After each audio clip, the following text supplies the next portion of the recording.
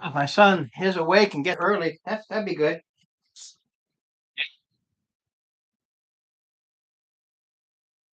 That would be.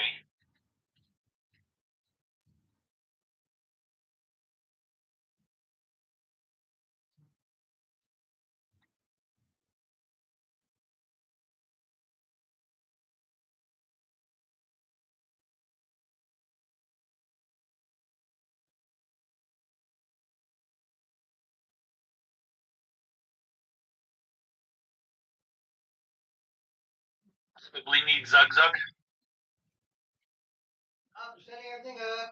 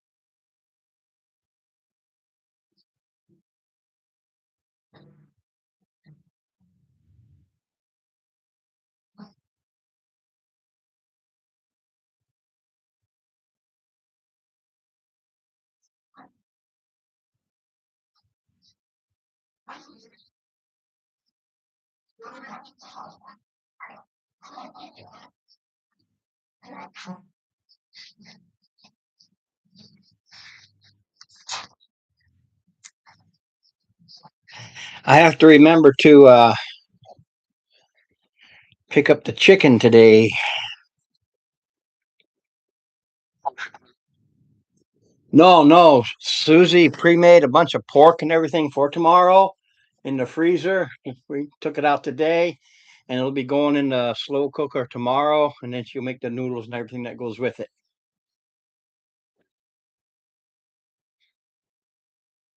So I told her up to five. Now we're down to four.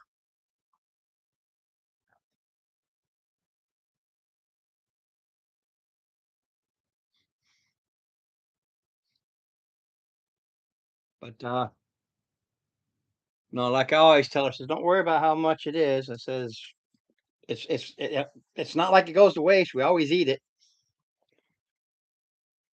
cook it all up, and what doesn't get eaten. She really said, I'll make a lot for the black guys. She said, for the big black guys, because she knows he'll pound down on it. And like, I hate to tell her that he's not going to make it for a while.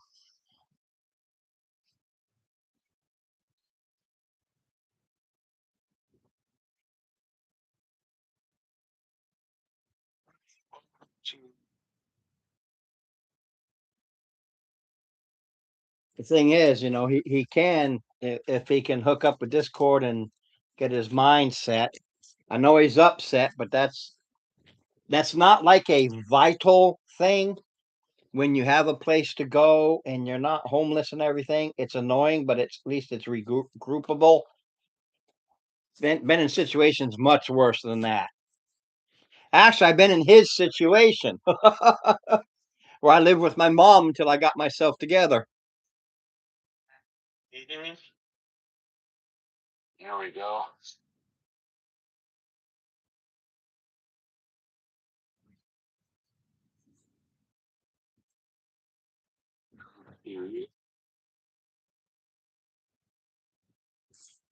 But make sure you got your sidekicks all set, because pretty much be using them from now on.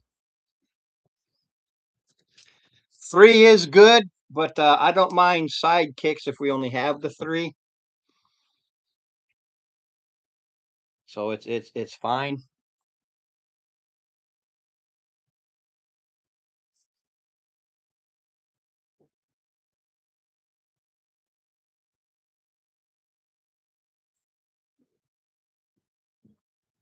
Switch accounts.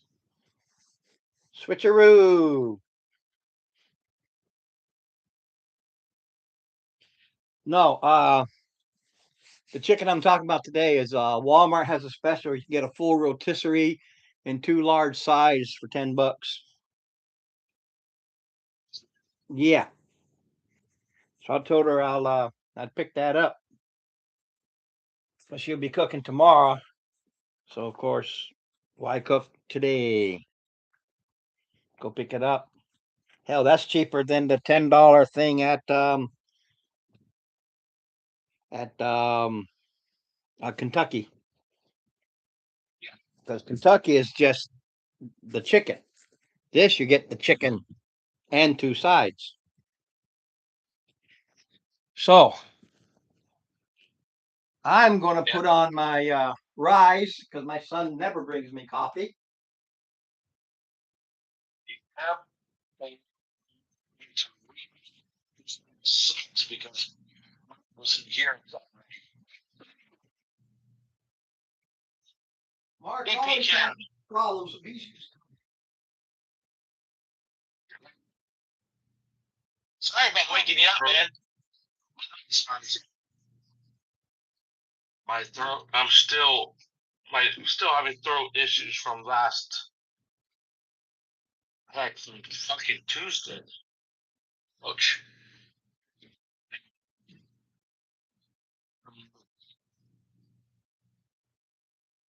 No. Are you going to be in person tomorrow?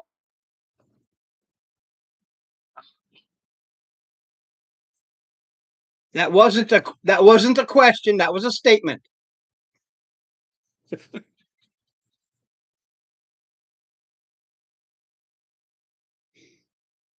Want to? Yeah. You better. Wife's making this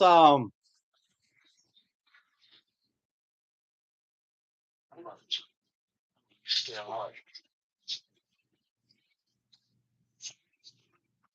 just a second. I can't hear you because the background. Put yourself on mute there for a second, Steve.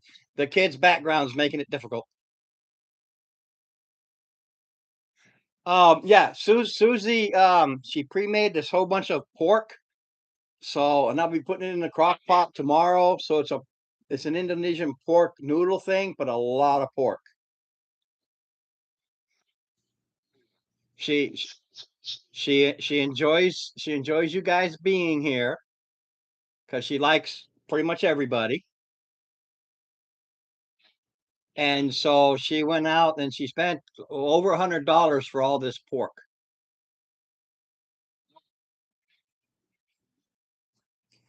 It wasn't that she needed to; she wanted to.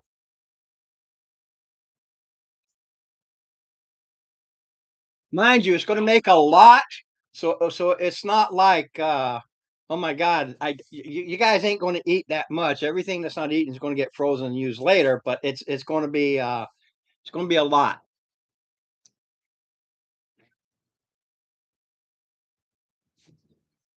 And my daughter's off. She's supposed to be here, so that makes up for Jeff a little bit.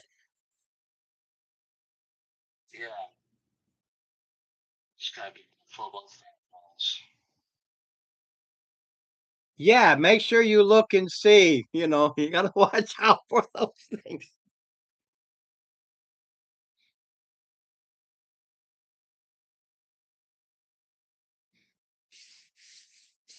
because Zindos, they use garlic in pretty much everything. She doesn't crush it up, man. She puts the whole thing in there and it cooks it in. You're supposed to take that out.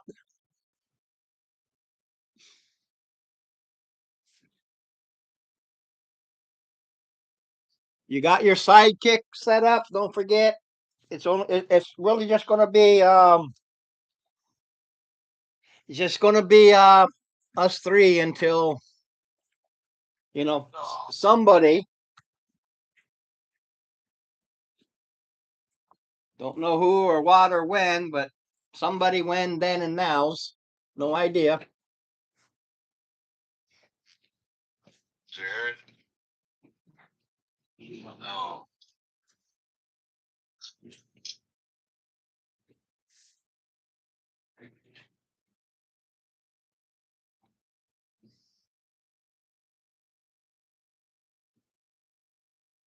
Oh, that could be.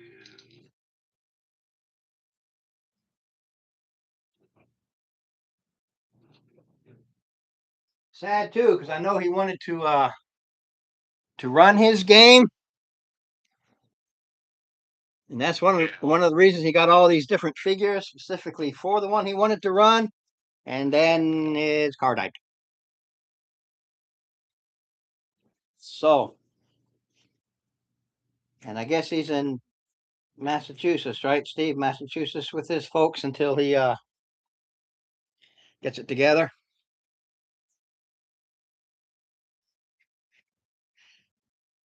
Not big enough.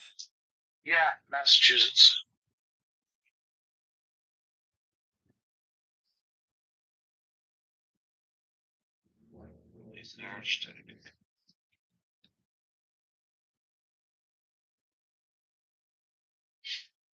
So, My hard sidekick up,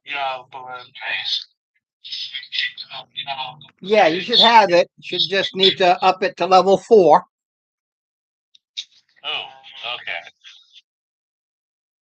Because I don't think you've used that one very much here. Because usually you're one of the reasons why we have to break out sidekicks.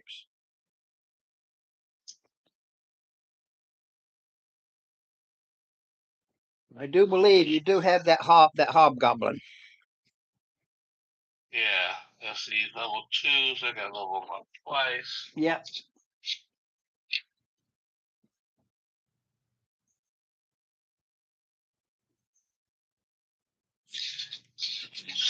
Sticker.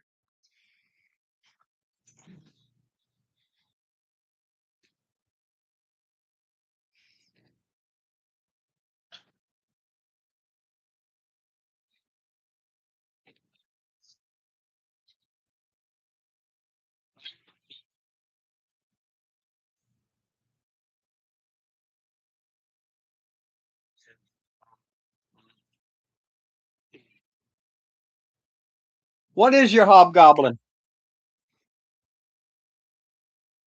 Uh,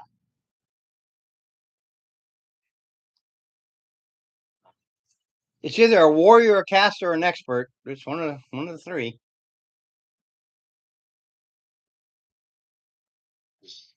he was an expert.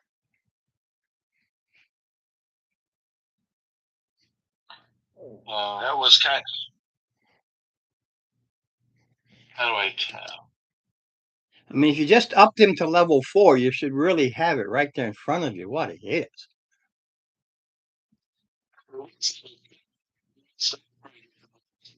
Yeah, so I figured he had him right in front of him to upgrade.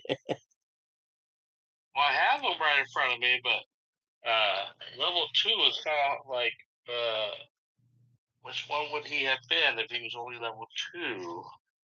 What weapons does he have? Well, he's got the because he was a hobgoblin, so he has the weapons he started off with as a hobgoblin. Yeah, they're proficient in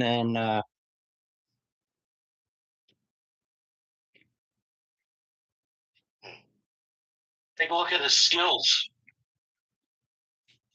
Okay, skills. it's people like Mark that make us Marines keep looking bad. He needs more crayons. He does. He does.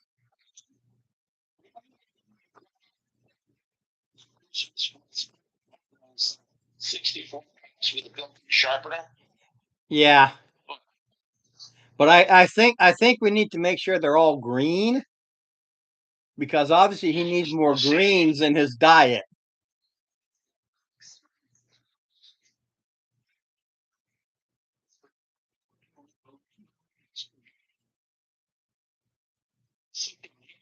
That's a warrior. Plain and simple.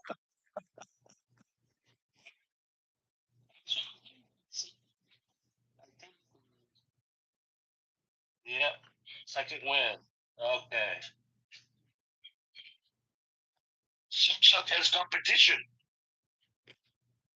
Okay. Let's see. Hit point 25. Blah, blah, blah, blah. Right. I didn't write down his freaking hit dies. D8.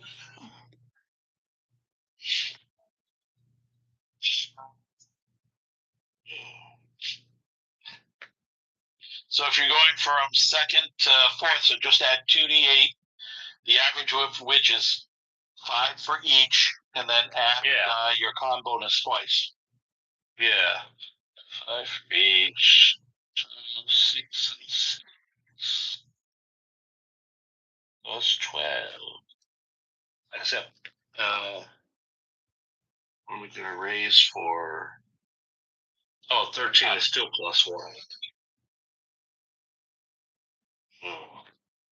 Shield or no shield? Let's see. Where the fuck is this weapon? Shit. Long sword.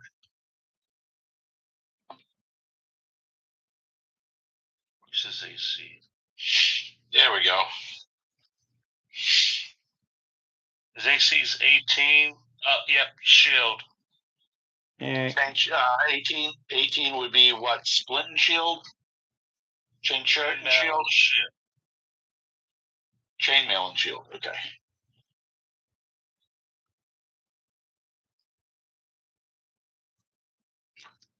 Oh. So I'm so jealous. 37. Yeah, okay.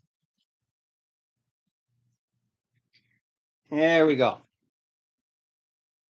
This one has a shield. It's just on his back. Not that it matters, but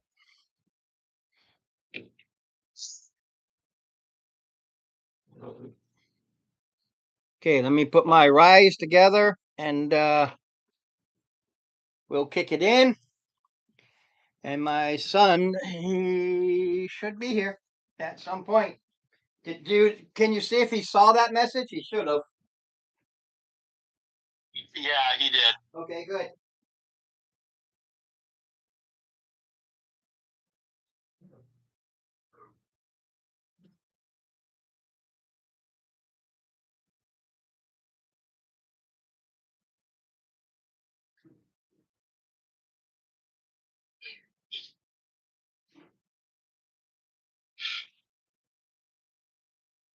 We'll kick it in. Sorry. Fixed together. Oh, he's got improved critical now. Yeah, while you're doing that, I'm going to fill up my water bottle. I'll be right back.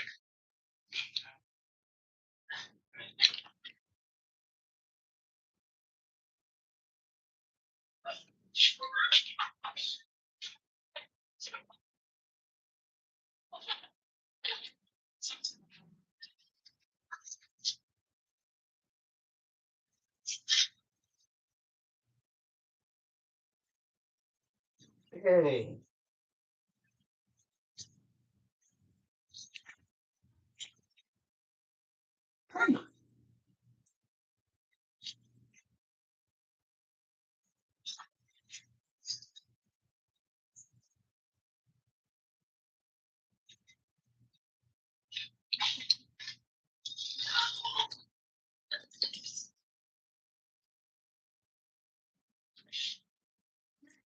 Itchy.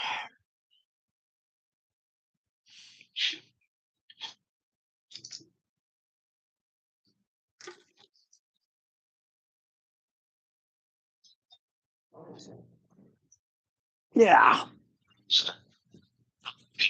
Okay. It's two.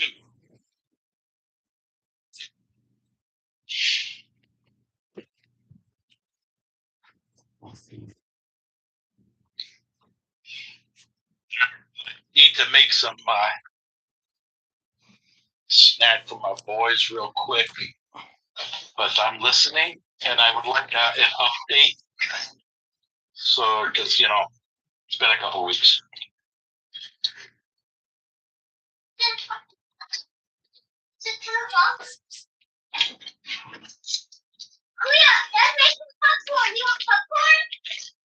Popcorn.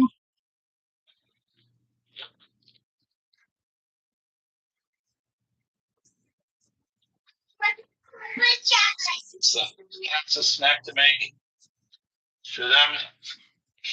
Okay.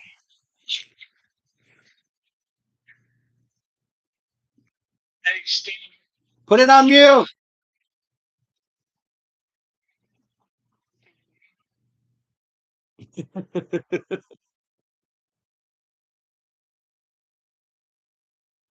It sounded like there.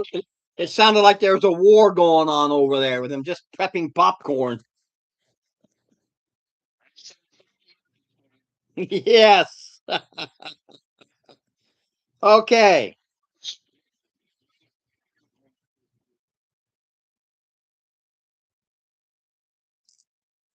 Do you remember where you were there, Mark? So you can brief Steve? No. It was like week, so Yeah, that was a week. We haven't had a game for a week. You were here for the last one before everybody got sick.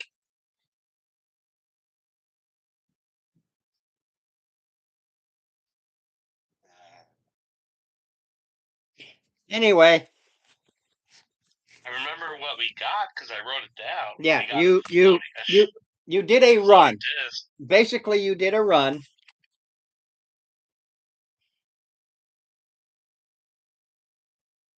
You went to a guy's library.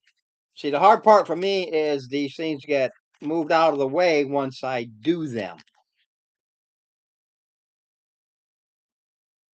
Luckily, I didn't throw this one away yet. So,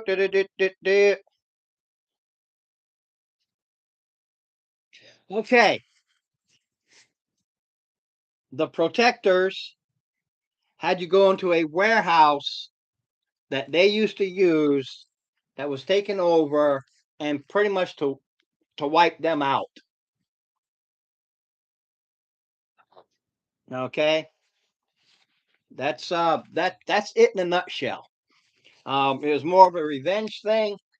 They they hinted that they'll retake it and reuse it, but they were very unsure of it since it's already been compromised. But with that little faction that they were able to go in and take a bite out of, the opportunity was there because they knew they were there. It was a small group of them to remove, and those were the Wanti.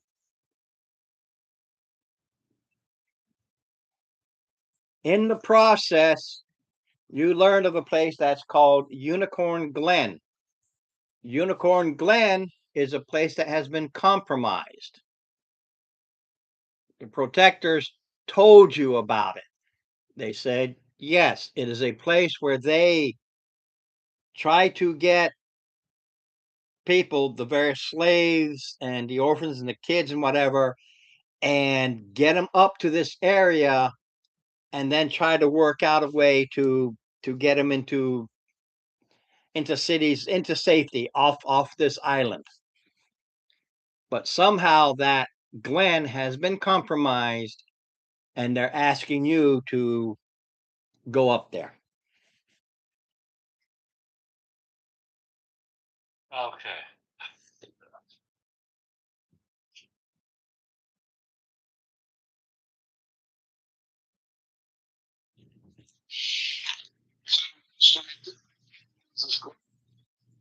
Just a second, I actually broke out the map. Get my measuring thing, which I use just simple stuff like this. It is 1, 2, 1, 2, 3. It is 4. So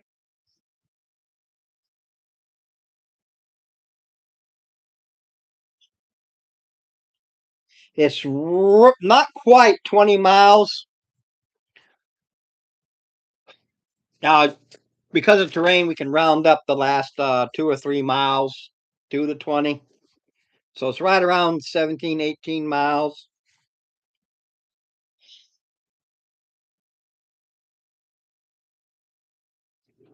Okay. That's a lot of miles. Unknown forces have corrupted it.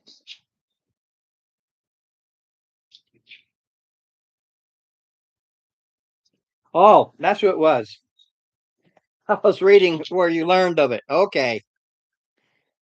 In that warehouse and that offices area, you came across a plant lady. She's the one who told you. And she's the one that told you that she works with the protectorate to help and told you exactly where it was.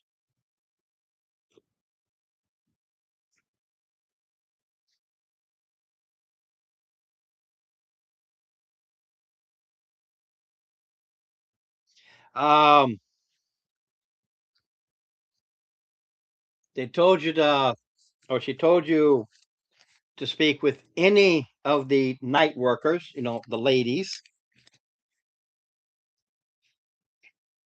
Tell any of them that you want to see anybody from the protectorate. Just leave that message. It'll get to the right person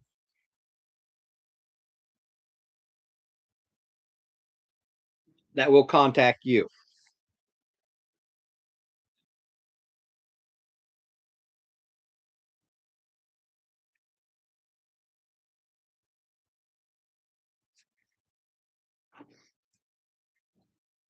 I can't remember if it was you or Jeff who had the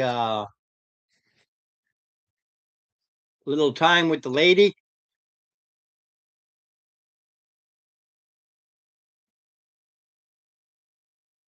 That was a question.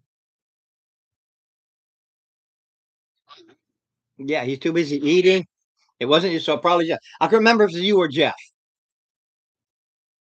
So it's probably Jeff. I heard. So it probably was Jeff. The same woman that he was talking to is the same one that comes to see you in 4 days.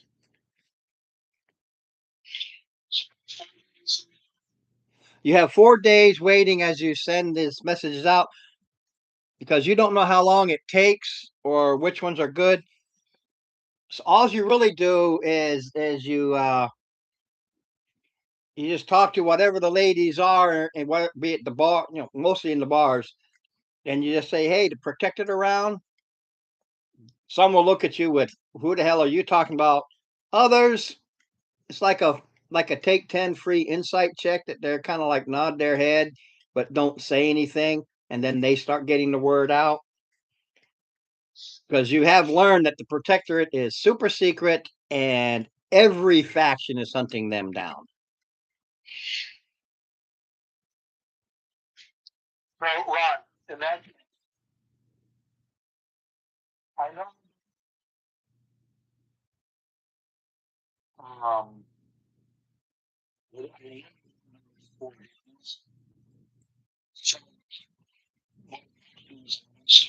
scrolls. Yeah. Scrolls. These things.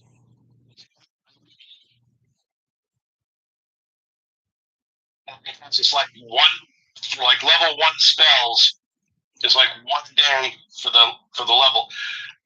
You want to do a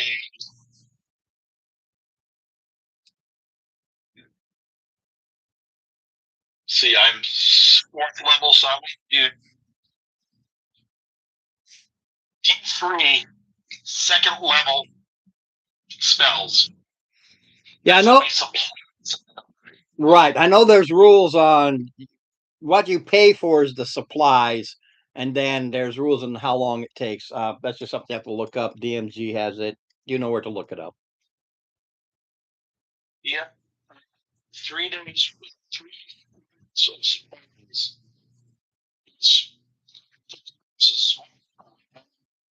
small. Yeah. So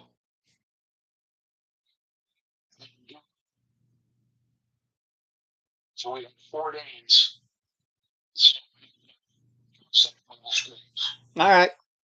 And those cure wounds at some level. Just to let you know. And I've got enough for another 2nd level spell for supplies. I can handle it. Those are nice to have.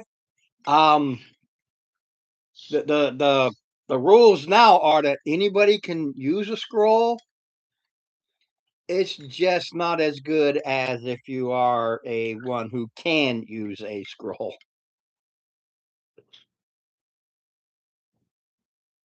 It could backfire on you.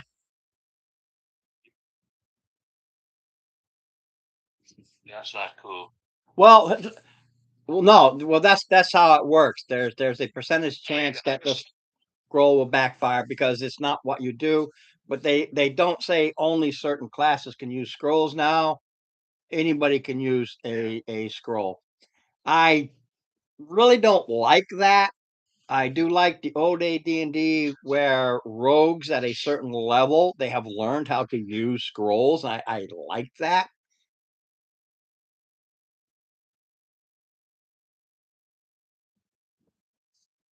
I think it's at ninth level and higher, rogues can actually use scrolls in AD&D.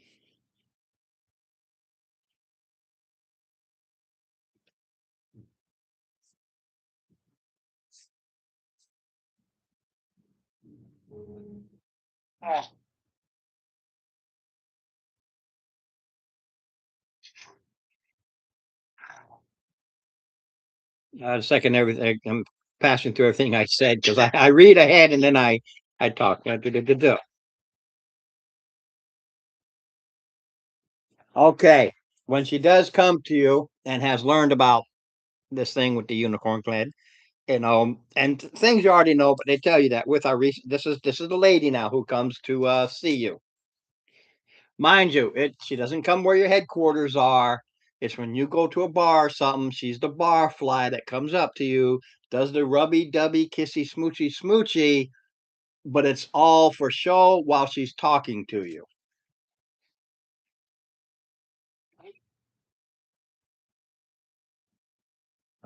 She'll explain to you that with our recent losses, tells you we cannot send anybody to reclaim it, but as you are adventurers,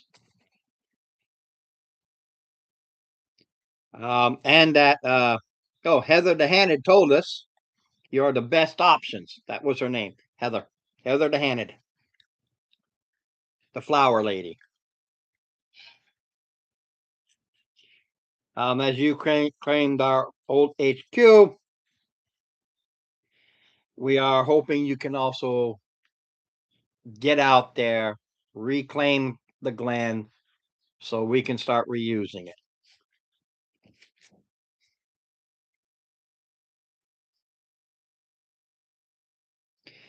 They tell you to meet Redagine, as he has a small dracar at the very last dock by the Neo. Actually says, let me read it where I can read it instead of my printing. The Nayard River, which is the main river that cuts through the city. and it heads out. Actually, it flows down, but then it splits from there.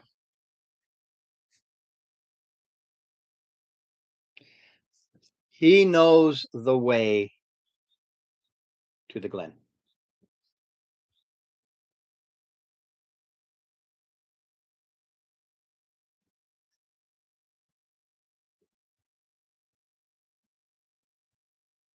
Okay.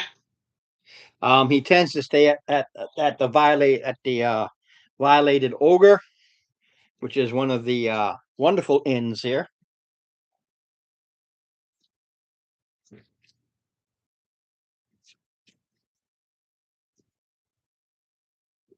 Ugh, pages. The violated ogre. It tells me. I don't remember the number. 19, 19, 19. Do, do, do, do, do, do, do.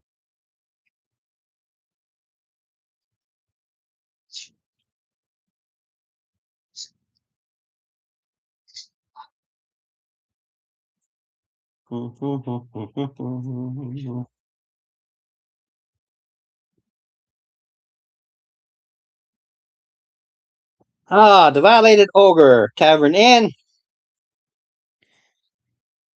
caters mostly to adventurers. A Val and Shirley lot gets its name from the most popular form of entertainment, which consists of a wretched ogre mage on display on a small stage in the center of the main room. The mage is stitched by thick coils of rusty wire to an iron framework of spiked bars over a large blood-stained grill on the floor. Visitors are welcome to do what they will to the imprisoned ogre mage, either with their own equipment or using the torture instructions thoughtfully provided on a tray nearby. Isn't this a wonderful place to stay? The ogre mage's regeneration keeps him from dying, but his mind has long since been destroyed by a robe of powerlessness. That's nice. It's been an attraction for 10 years and has long since been driven hopelessly insane. Now just a raven mechanist, yep, and takes pleasure in all the things that gets done to him now. Borscht Diphoff is the guy who runs it. So by looking at him, he knows exactly how to wield a sword. DM to DM and DM to the players, he is a level 7 fighter. He knows what he is doing. That is the violated ogre. And helps give you the ambience of just what a wonderful city Scuttle Cove is. Well, more of a large town, but still.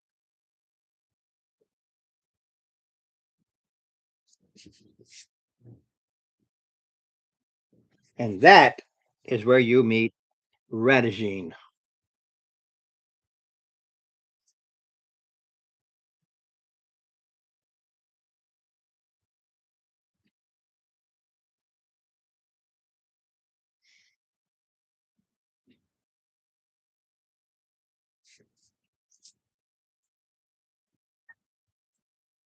Hey, kiddo.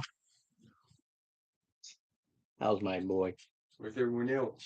You are everyone else. Everyone else is on the phone. Oh. Okay, then. I get me You get the good chair. And you get the table all to yourself. Why are they cold outside? It's chilly, but it'll warm up. They said the humidity's supposed to kick in again. Supposed to be in like the 70s. Yeah, it's going to feel warmer with the humidity, but it's supposed to be nice. Yeah, Yeah, but we're not talking 80s and 90s. Right. Which is surprising considering it's July. Yeah, it's going to be very fallish actually. And they all talk about global warming. Yeah. It would have told you way back when it's a hoax. I've got games that I have. One is Cadillacs and Dinosaurs, and another one is Dark Conspiracy. And everything about them says how screwed up the world is because of global warming. Those books were written in the 80s, early 80s, and none of that crap has happened. The whole thing was a hoax then. It's a hoax now. It is bull malarkey.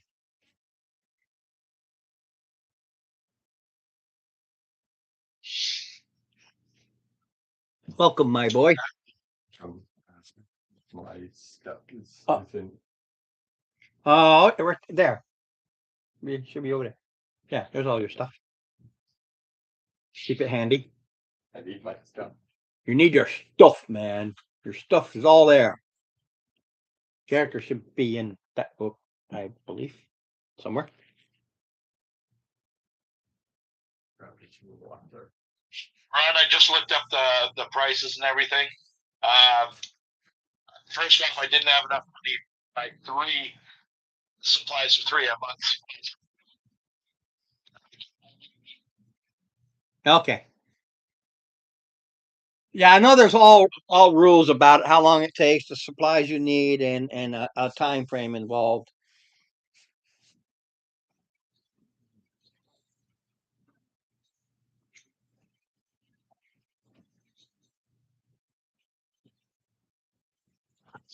Yeah.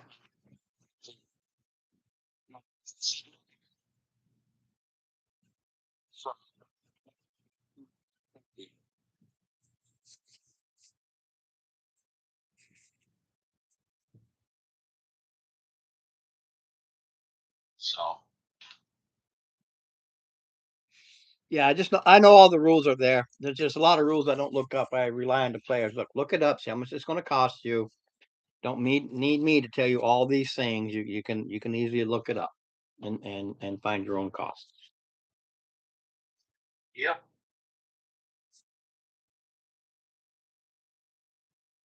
Jared's here. Yes, hello. Oh. He even looks mildly awake.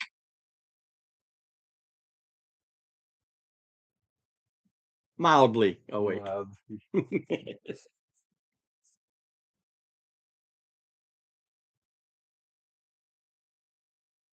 So we got to go up to this glen, which is about a day's travel. Yes.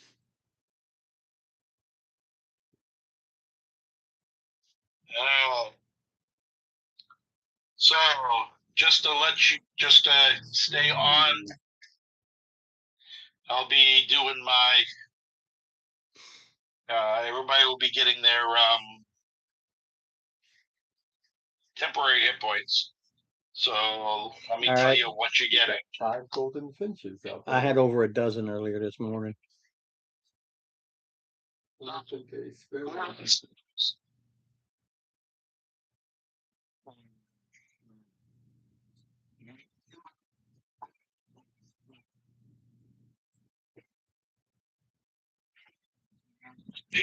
Jared, 7 temp hit points. Oh, okay. Nice. 5 for me.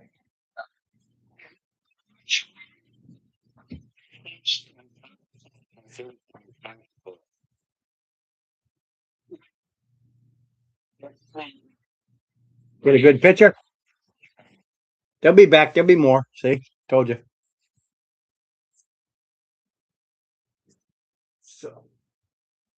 So I currently And have this.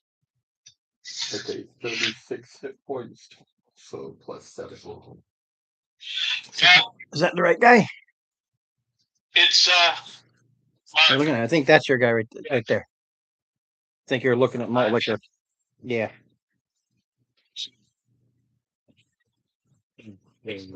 Yeah, these were the ones that the guy was going to run, but he had car problems. So that's so 52. there you go. That's better. hey.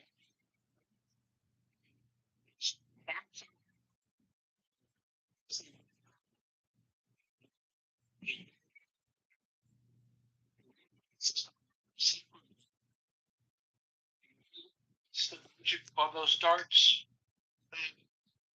No, everything was said what they do for when you could find out. Yeah, because I don't keep this stuff handy. I got too much stuff.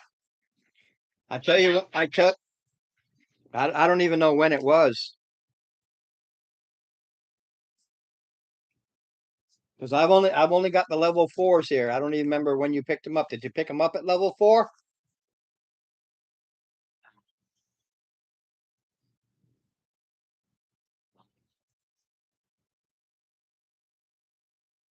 No, Jeff was holding on to them.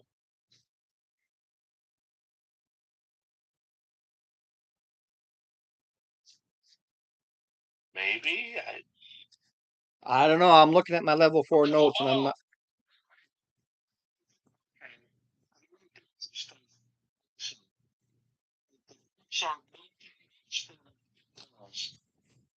Yeah, they get a dip glow. There you go. Give us advantage.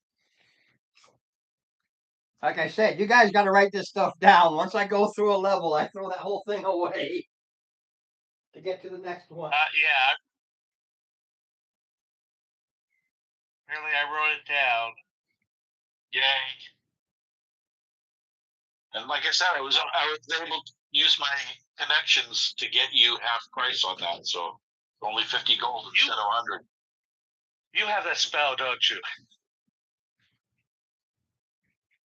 I have connections.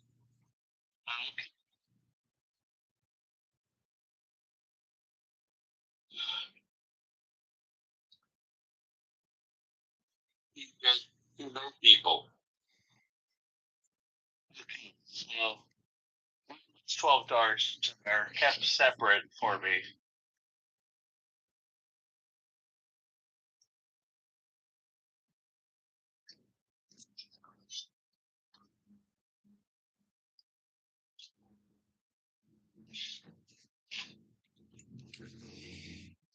Let me know when you're ready. I'm ready. All right. So what are you going to do?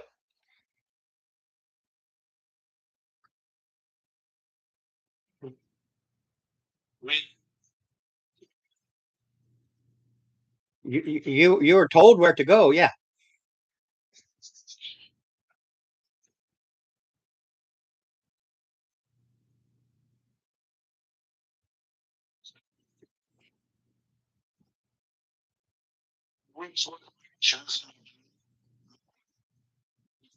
With anyway, right? Yeah. 7 days. Yeah. Some are 7, others are 10, but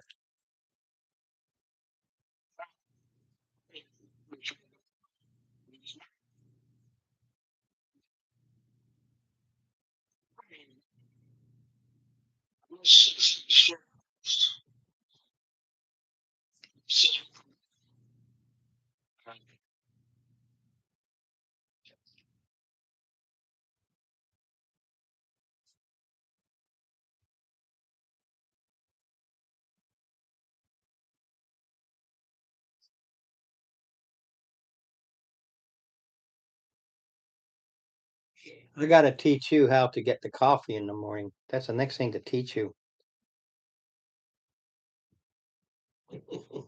It's very important for your dad. Like pumpkin coffee or something. No, that's in the fall. It's caramel this time. Caramel otherwise. Mm-hmm. Big one. Yeah, they like the that's why I put the mullet stuff out there. They like that. I got a blue one. Blue Jay used to swing around too. Like a big cardinal. Yeah, to keep your camera handy and make little short videos and post them on your little Facebook. Just little 5-10 second ones. So yeah, they come there. What it is if you see that long feeder and there's another one there, that other feeder I had, for some reason they just, once I put up that long one, they didn't want nothing to do with that other one. So I put up that one and they swarm both of them now. They just never went to, they just stopped going to it. I don't know why. Maybe the green color. I don't know.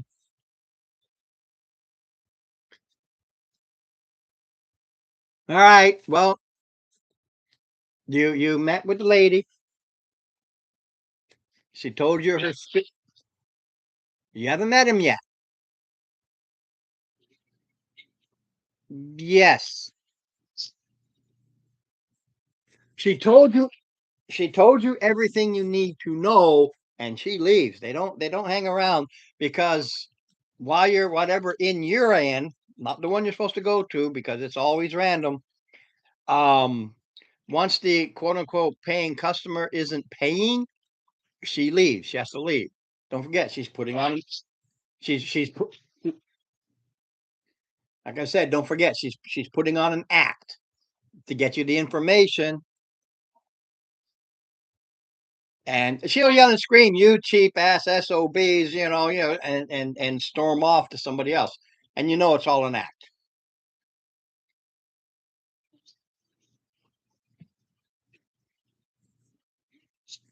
She gave you all the details. You paid a little bit.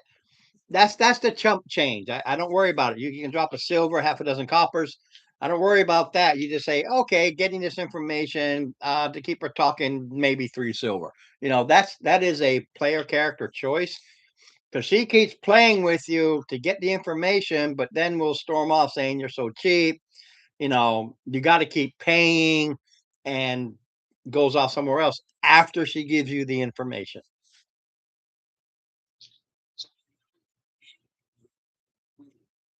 Yeah, I read the entire thing on what the place is like.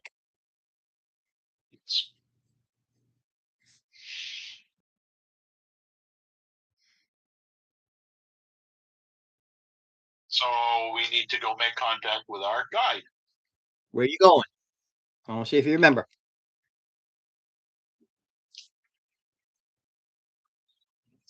Well, Mark was right here. Mark was right here.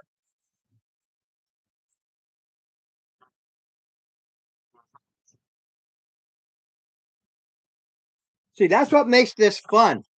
These people, these people, when they come and talk to you, they don't hang around and wait for a question and answer thing. They're like, we can't be seen. We give and we go, and the player has to retain it. Okay. Yeah, if you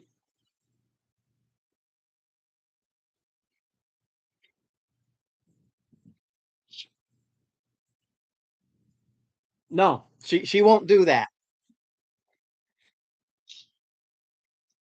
Understand those that work for the protectorate, they're this is why they're very secretive. They make sure that there's no second looking, second guessing.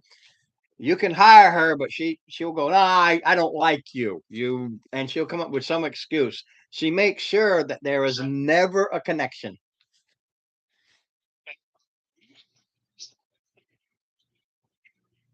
No, you got to go there. She told you where to go.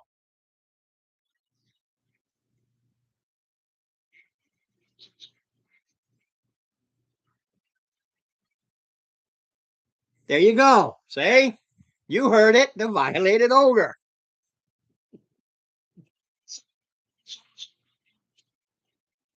No, no. I described where you needed to go. I told you specifically, you're in this bar. She comes to you and tells you where you need to go. And then I described what this place was like when you get there. So I don't go digging it up and then who to meet. I'm perfectly fine with you. Okay, you go there and you can be there now. That's neither here nor there. But you got to meet this person she told you to meet. So you can be at the violated ogre as long as you know where to go. Yeah. But this is what you see, the ambience of the place. Was that place already made, or did Ron come up with it? And if Ron came up with it, what was the inspiration for that? No, this is let me see here. Usually it'll say right from the get. All of this comes from I made copies. Will it tell me? Will it tell me? Will it tell me? No, no, no.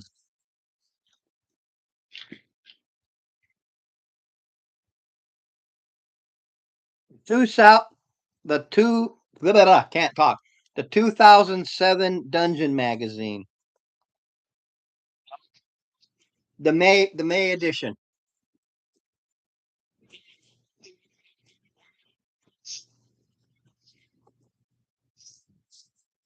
No, I took the city of Scuttle Cove.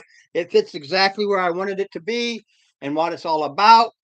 And I just took the Scuttle, not the adventure that comes with Scuttle Cove. I just wanted the city. There's a whole adventure that still works around Scuttle Cove. I'm just using the city.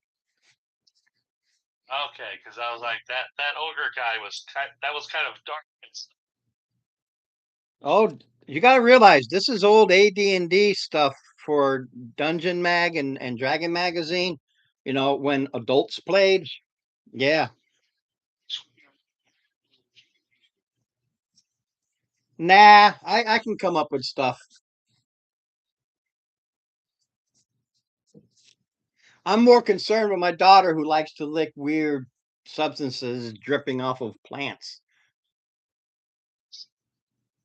Yeah.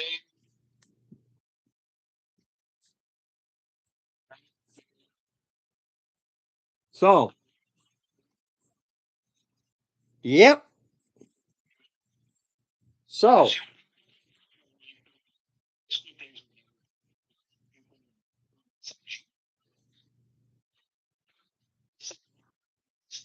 LSD.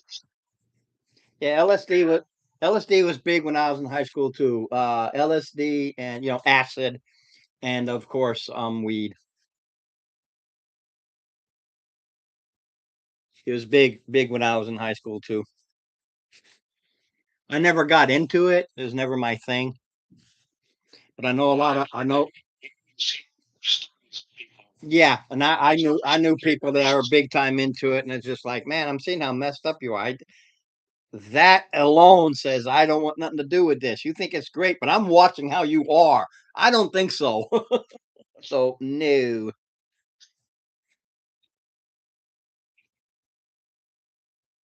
So you're in the violated ogre. It's and there's a lot of adventures that come here, but not what you call the cream of the crop.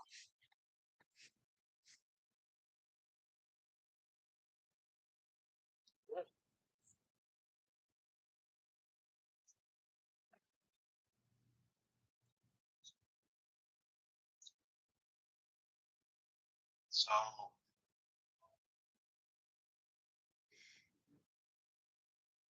looking around, seeing if There's a lot of people here. It's always busy. It's a 24/7 place. They have people that come in early in the morning from being up all night and then all afternoon. And it's this is one of the few places that are nonstop.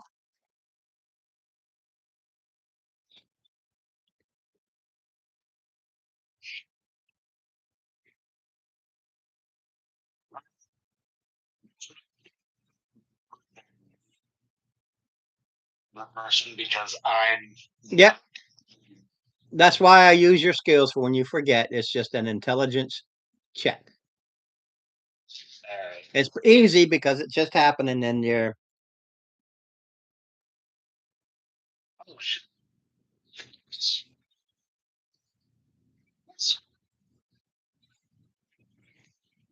okay.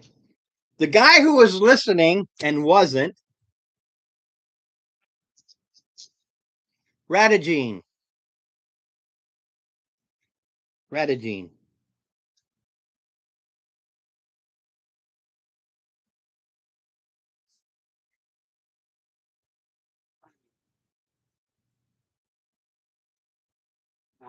Description. No, she just told you a name. Well,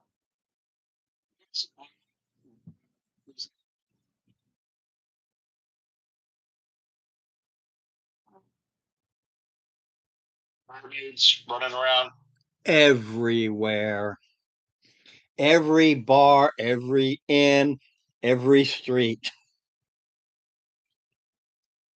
When one comes up to She knows strategy.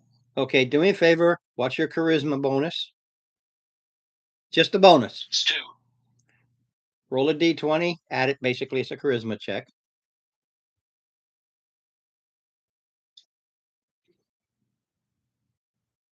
She sits on your lap because that's what they do.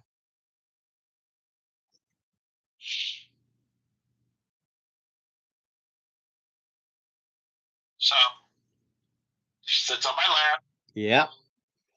And does what barflies do. Starts rubbing. What they do.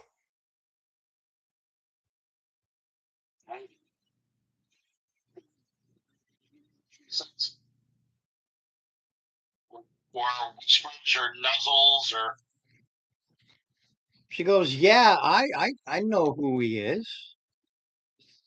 So 2 silver. Could you? 2 silver. she takes the 2 silver, pockets it someplace, and points up a rather nasty looking half orc with a terrible scar that goes right across, kind of like from the top tip of his right side of his forehead, cuts all the way across, down the nose, lets over, and just below the neck.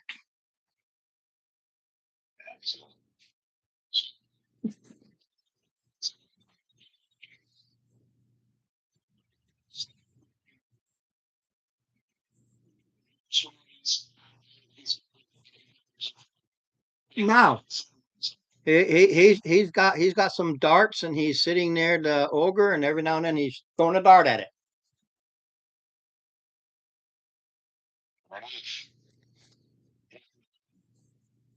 There's some sort of becking going on between him and some other tables there about where to hit. So they're betting on they're playing darts, but the target is this ogre mage.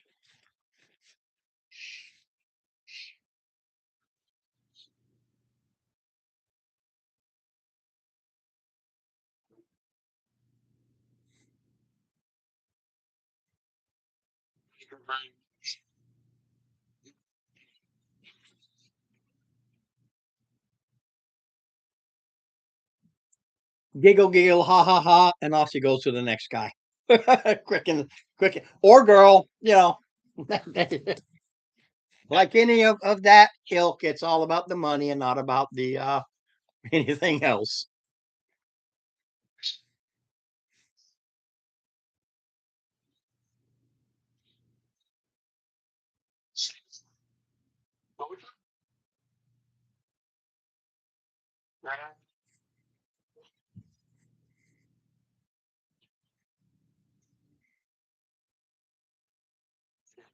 Not just something.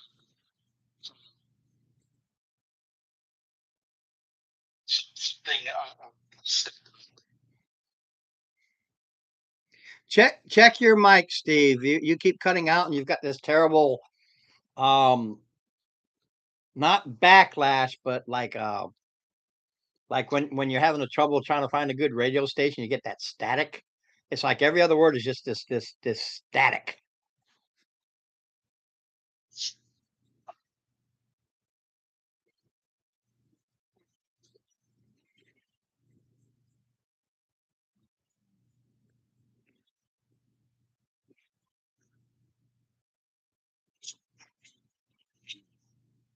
Okay. He just looks at you.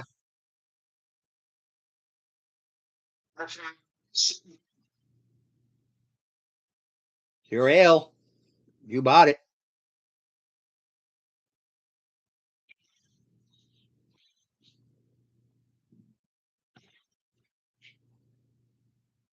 You're Yeah. As long as it's along the seashore or up and down the rivers, yeah. I don't really do much interior.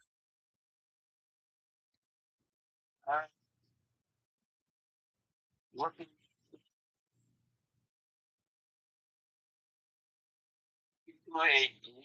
Smack. That's an automatic. He's a level 8. He just smacks you. It's not like a punch, not with damage, but he smacks your face and he starts yelling at you in Orcish. Just epithets. He's cursing you out for being a putz and everything like this for things that you didn't even do. But unless you have thieves' cant, you're not understanding what else he's saying. Who here is this is also the NPCs. Who has thieves' cant? If anybody. Hold on a minute.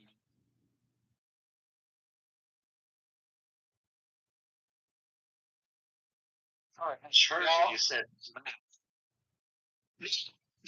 speaks orc. Yeah, but so do a lot of other people here. He's not going to be speaking orc. Like I said, this is a place that's frequented by a lot of adventurers, and a lot of adventurers. Orc is one of the most normal languages to grab. That and goblinoid.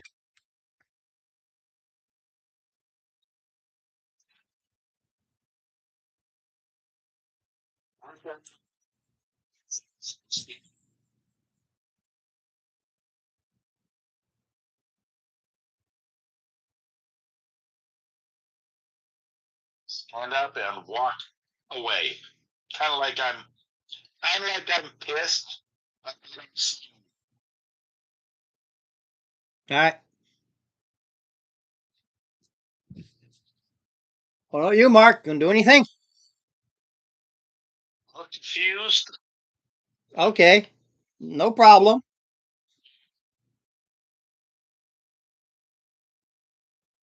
He walked up there alone, handed the guy a mug, sat down with him, was talking to a bit, and he just turned around and hauled off and smacked him.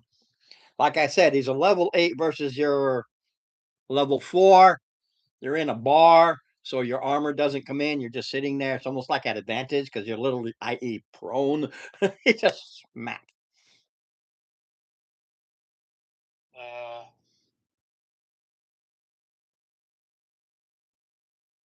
I guess I go follow Steven because I'm lost.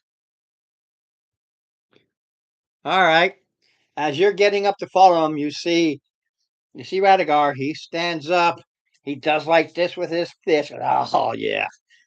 He wants a little fisticuffs. Let's get it on. Heads out. Yeah.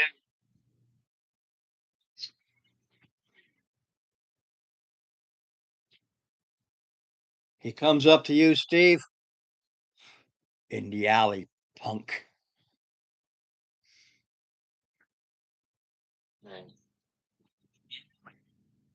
As you're walking in the alley, he whispers very lightly, put on a good show.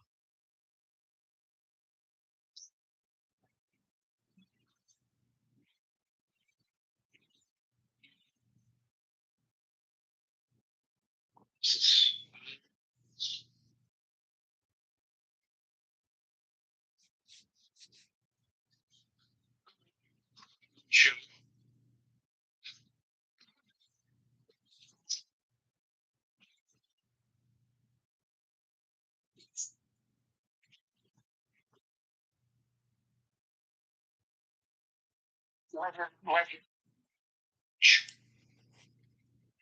Well, yeah. What you are doing, understand this. No, understand this. It is performance. Okay. Now he's not good at performance, but he doesn't care. He did 10, so he's average. That's true, so we'll find out.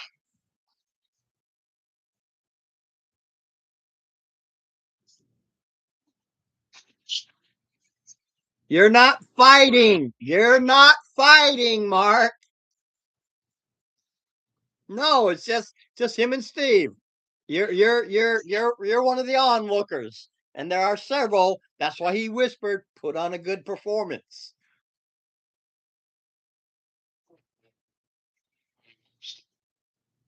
Yeah, that you can do. That gives you advantage on it.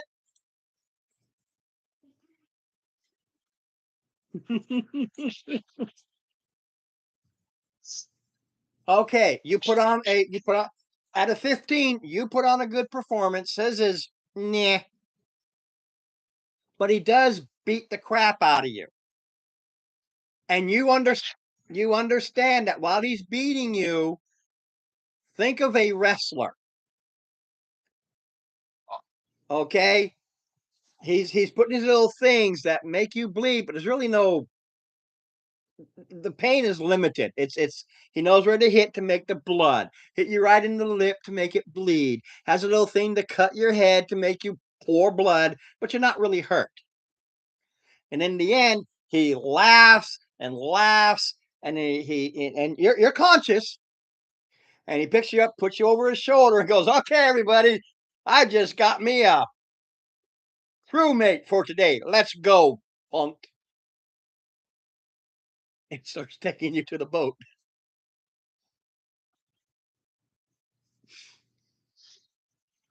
Like I said, those who work with this particular group are very secretive, and they know they've got to put on a show, and they got to be things they got to pretend to be things that they're not, and they've got to do things that they don't want to do but have to. Yeah.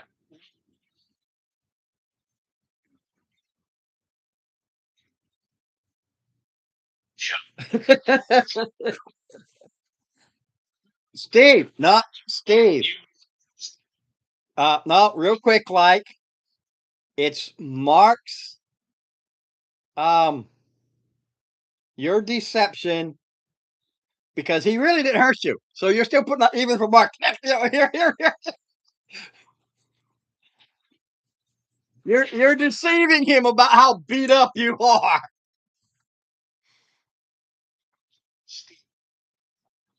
Yeah. Just to see if you believe he got his ass really whooped or not.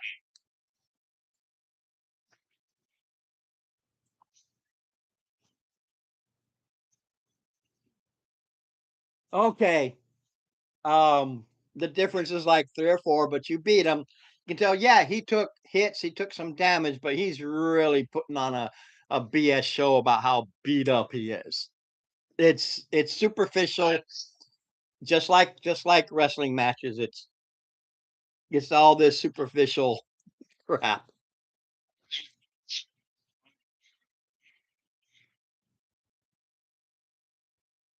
As you're walking and you've got your NPCs plus Jared and Mark following, and he's like, "We're being followed. Get ready. This could be a fight." He doesn't know.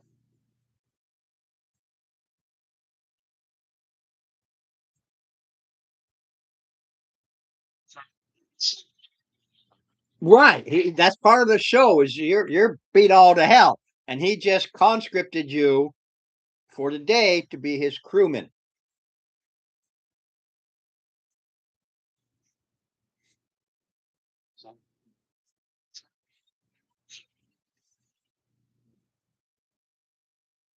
Well, yeah, you can move your head and everything. Now he's got you over his shoulder. You can just look over and no, he'll even angle a bit so you can see because he's like, we are being followed. It's not like they're hiding it. They're like right behind you.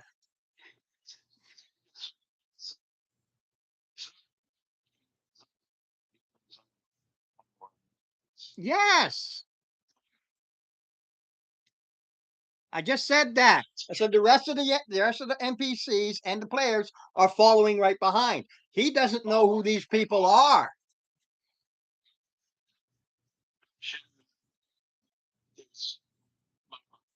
He goes, "Oh, okay." And you see him relax. I mean, he had his hand on his weapon. He was telling you to get ready because don't forget, like you were told, they are very careful, but that doesn't mean they don't get found out now and again. There's a death warrant on anybody who works with and or is part of the protectorate.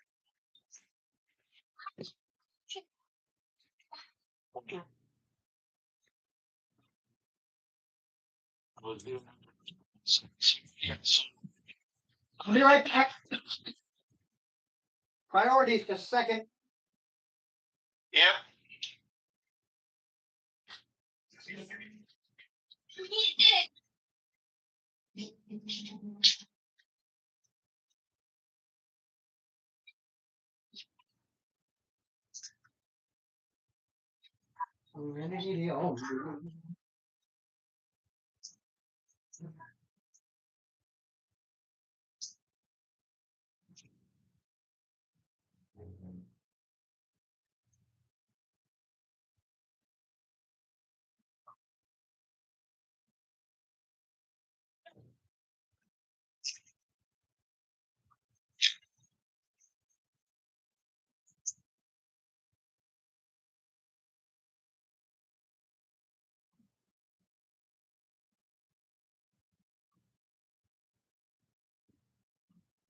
Okay. Here we go.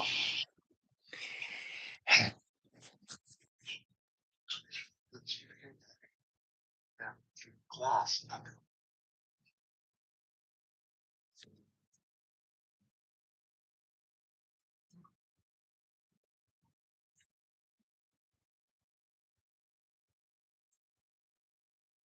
So he takes you to his car. Yeah. Which, for those who don't recall, is basically a type of Viking trader.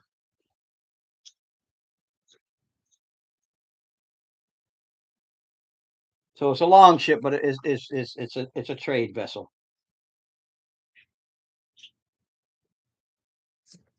But this is sail and backup ore.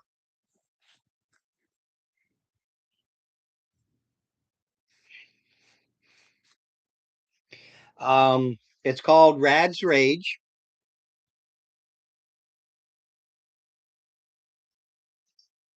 It's Rage. Yeah, that's the name of your car, Rad's Rage.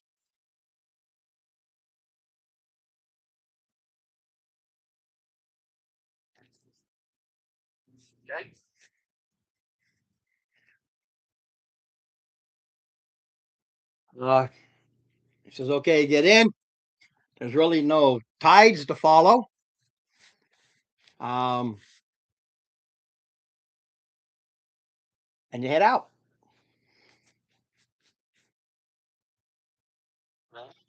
Tells you'll be following the Naoro River, which is the one that splits the city in half, basically. And he points to one of the volcanoes out there and says, "We're going to be going around that,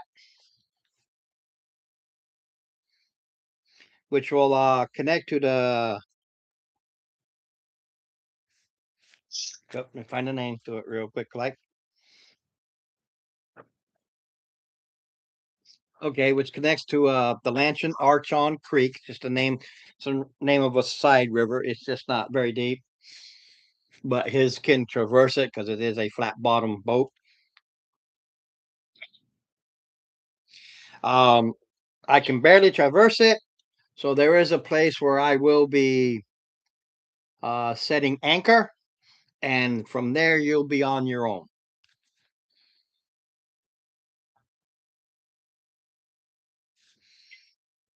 He does tell you going overland is a non-starter, so had you tried, you never would have made it. Right.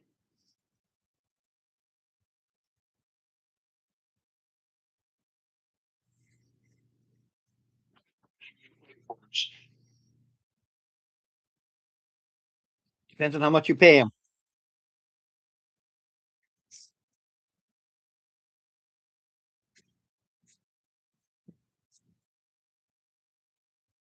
What's his normal rate for staying? He charges the same as if it was if you were travelers on the day, it was basically 2 silver a mile, but it'll be 2 silver a day. It's not a large rate because you can read into him that one of the things he does is he absolutely does his best not to look rich. He maintains a moderate lifestyle. He refuses to be poor, but he also refuses to be rich. So he's like, enough to upkeep, get me some food in my belly, maintain my little apartment. That's all he asked for. So he doesn't look like something to be a target. Fair enough.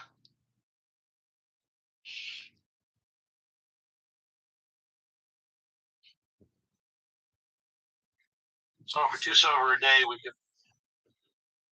Yeah, evidently he's gone here enough times. He knows where he can basically park and stay safe for however long.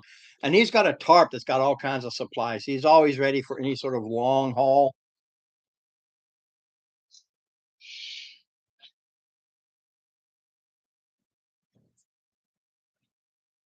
So we'll.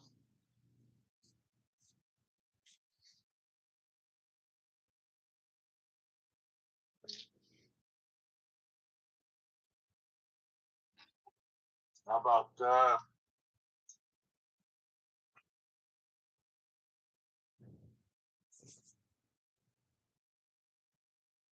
Now he doesn't know what's going on, but he does explain to you. And as you're going up this river, there are thick jungle that you pass through, and then you enter into this glen. It's very foggy. It's very dangerous, i.e., nobody's supposed to know about it. So, however, it was found out about, again, things you'll never know because I wrote it. And he tells you these thick woods, this thick jungle, it's known as Woods Glen. They protect this glen.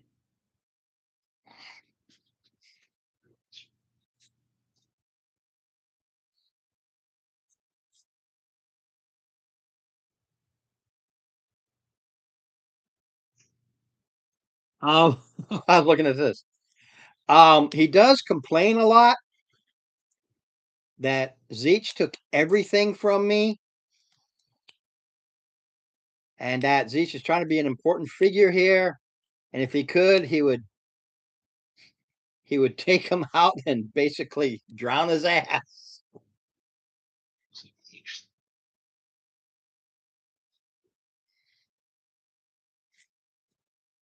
Zeech was the guy with the ziggurat. Zeech isn't the guy. Yeah. Don't forget, I took all of that information and I kind of combined them together. Zeech lost everything too. So he's another one. He's another opportunist. So Zeech is here too. Yeah, is one of many who saw opportunity here. A power grab at the expense of those like me. Mind you, I wrote this expecting you to actually finish that. So I had to.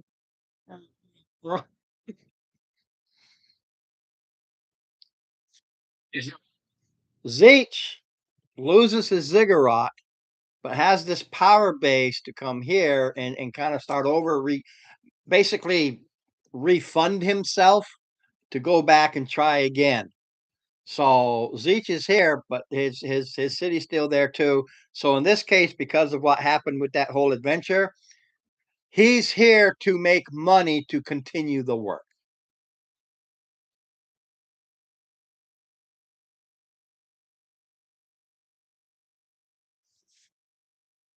So we got. Yeah, now he's part of the. Oh, Zeech has become part of the dealers consortium.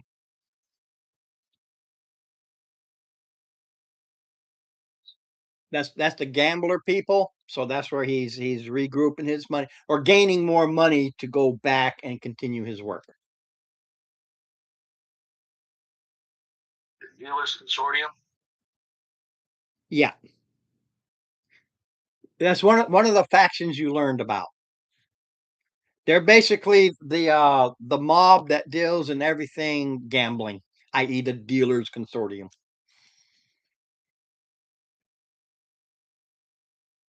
And he kind of chuckles. He says he knows that they've been undermining them while he works with them.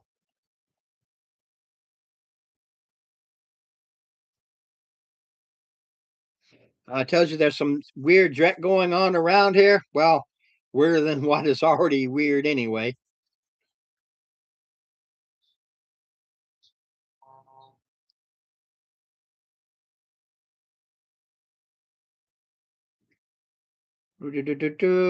Okay, he goes in and he drops you off at the edge of the glen.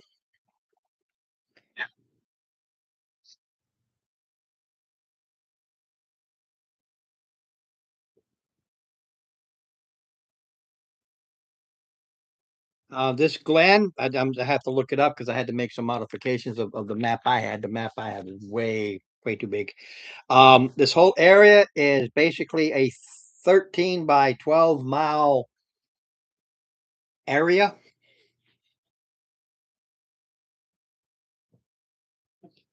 Um,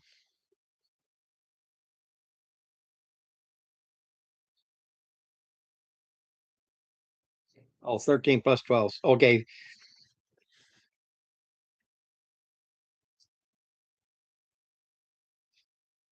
Okay, you will be dropped off. Now, this is the problem with not being here, but if you look at the map here, this is the glen.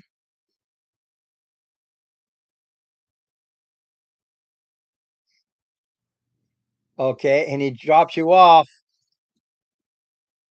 It's hard to see, but right here, he comes up this way and drops you off right here.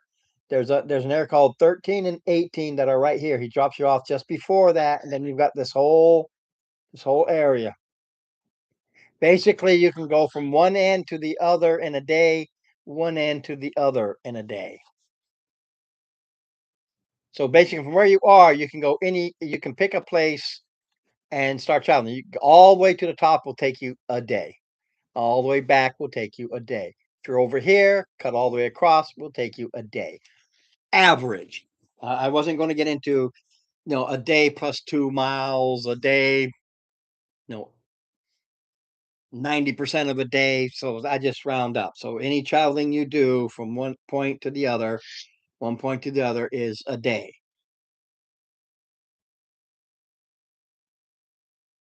Well, if you go all the way to the north or east to west, whereas like from where you are, 15 is on the west side of the river, 18 is on the east side, and they're like 2 miles apart from each other.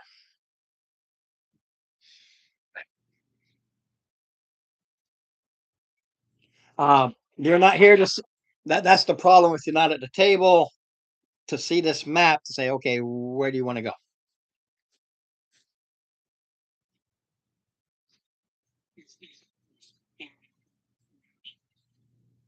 He drops you off before 15 and 18. Those are two marked areas on this map. He can't go, like I said, it's very narrow. He can only go so far in. And this is where he, i.e., parks. But he'll park on. Do you want to go on the west side of the river or the east side of the river? Uh, well, on this. Okay, Jared, Yeah. I'm gonna put you to work. I'm gonna put you to work, kiddo. Why don't you join me? You control the map. He's the only one that can see it easy. This is where you are. Okay, and you got dropped off here. Okay, 15. So you decide where they're going to go because you got the map right in front of you. You don't know anything those numbers mean, but you can see all the way across. You can pretty much see the terrain. So we're literally right here. You can go on the each. Steve said park on the 15 side, but you know what? I'm going to let you decide because you got the map. You can decide which side would be better because you'd have to. I'd keep having to hold the map up. So see if it's either easier if you say, well, this side's got more. I want to go this way, or we'll go to this side which has less, and we'll get those out of the way first. Well, 18 seems to have two buildings. I know a couple buildings at 18, so why not go inside some buildings, see if there's anything there. Okay. This is where it gets fun because I got to flip to.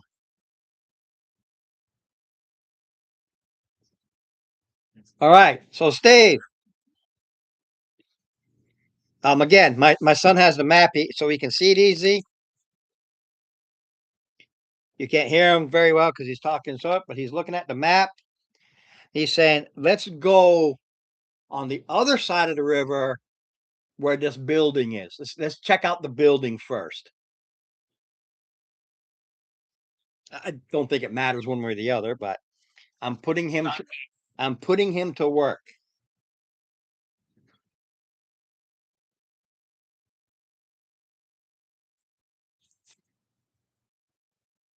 Oops, 19. And while you're putting him to work, I'm gonna go get my glasses.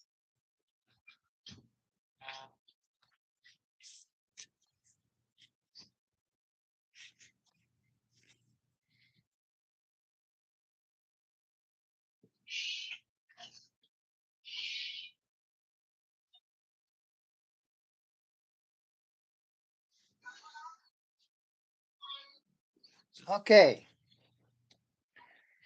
That's good. Let me prepare, because I must prepare.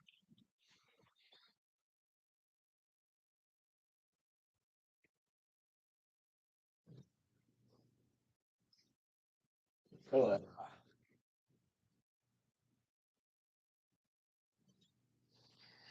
Let's get to mine.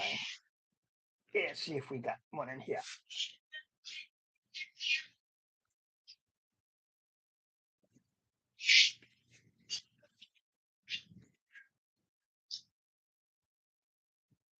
Ugh.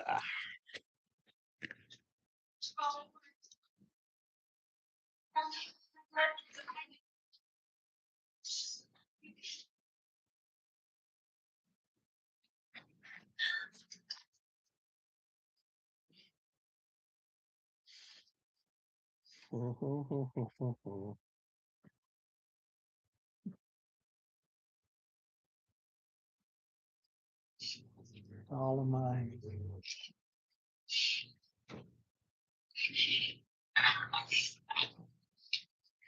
Always a problem with not knowing where you're going. I can't prepare because I don't know where the heck you're going.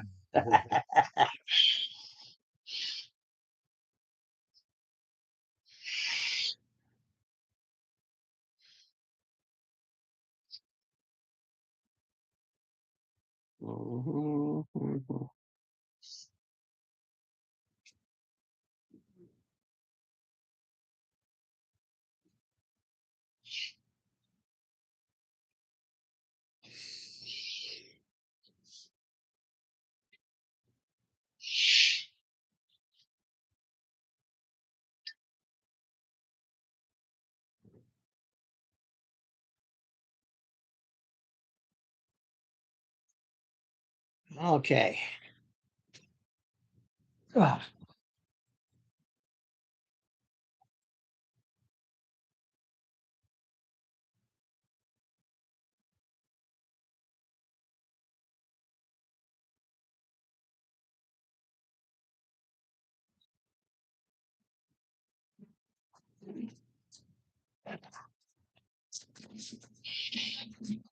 Yeah, see, so last week I get all these nice donuts and nobody can make it.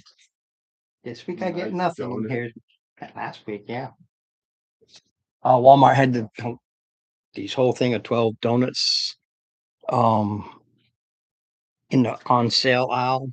So I snagged them. Nobody was here.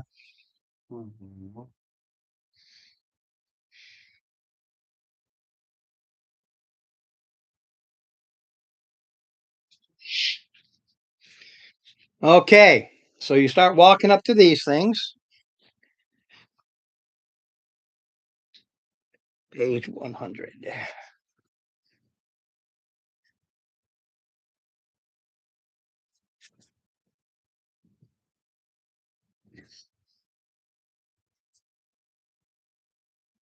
There we go. And I need. So we have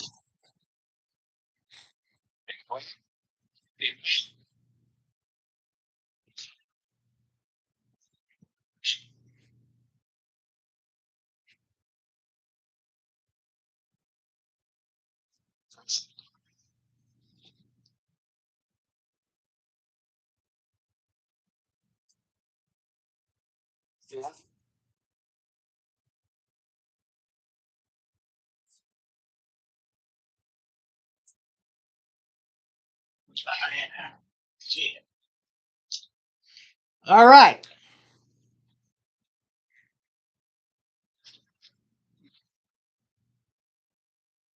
Your kick has three points.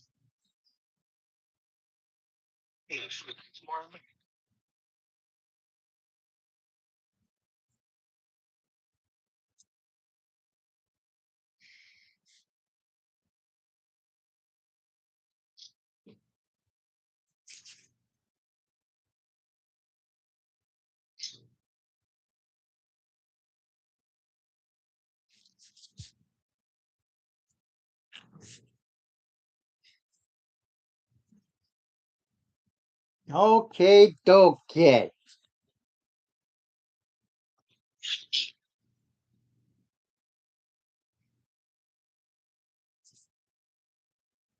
You walk over towards these two buildings. And as you get near them, you can give me a religion check.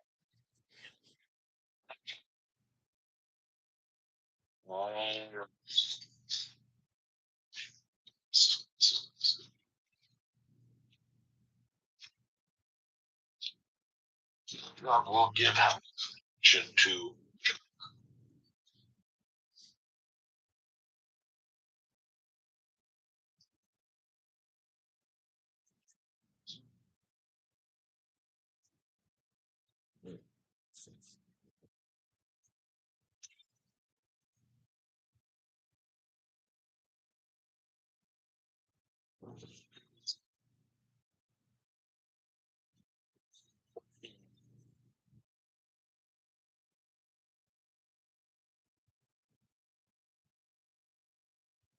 Cleric, right? Cleric? Yeah. Just a so.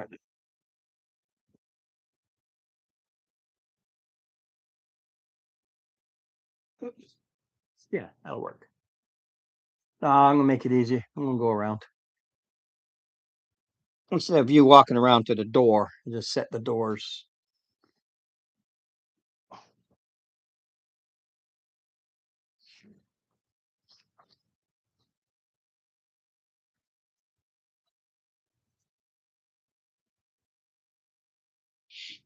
Add my pretties for the prettinessness. Because I got all these pretties and I want the prettinessness. Look, I've even got a rug. Look at that. I got a rug.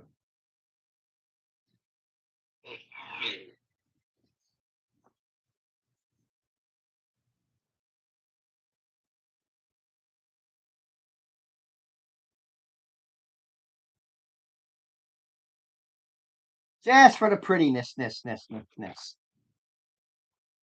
There we go.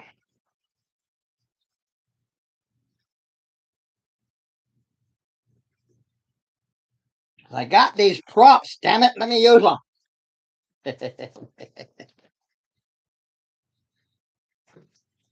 Okay.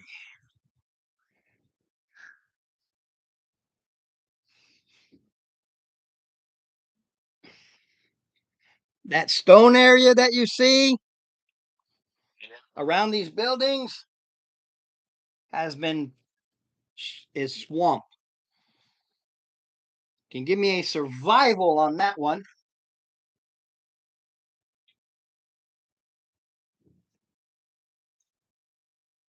Ooh. 3. Oh, not that good. Good. 18. There is absolutely no reason for a swamp to just suddenly be here, specifically around these structures. It's very odd. Swamp ain't natural. It's either that or swamp.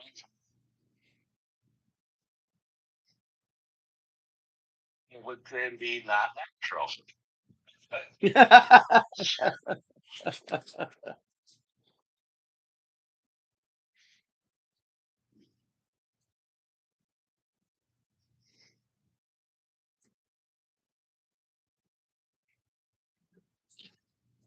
No, it just would not be at all. Never mind. Natural.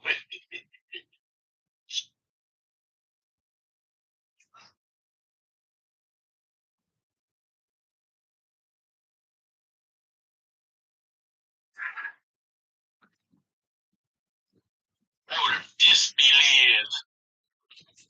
Okay. It's not. There's no good reason for it to be here.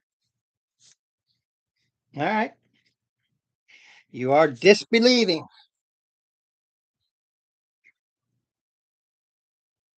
Of course, it's still there.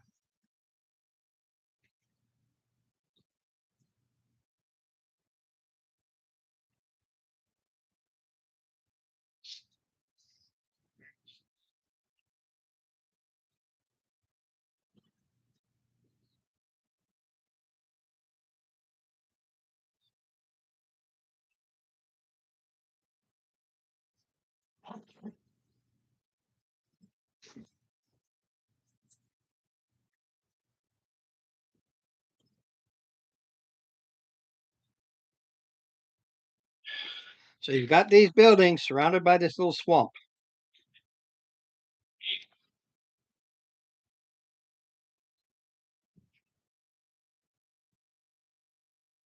And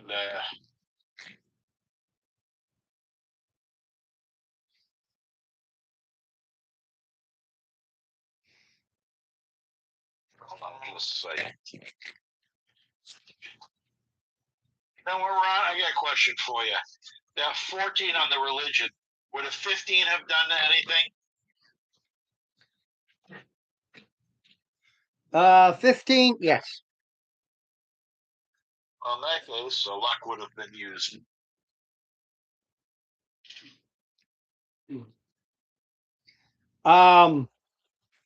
The stones and stuff that are near this and around it, and some even knocked down. You are not a druid, but you do recognize it as it had been a druid circle at some point. Okay. Nature.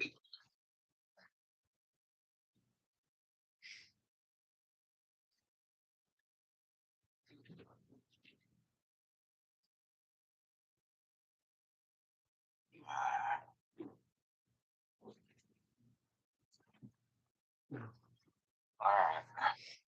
Oh, look, the map. The map. Don't lose the map. You'll get lost. You lose the map, you're lost. So, does there up to the door? Do we have to? Does it look solid going up to the door? Yeah, it's not rotted or anything. Looks like a perfectly good door. No.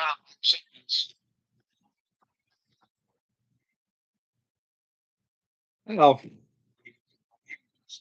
you got to go into that's 10 feet of swamp. That's just this the swamp that just seems to encircle this building, these buildings.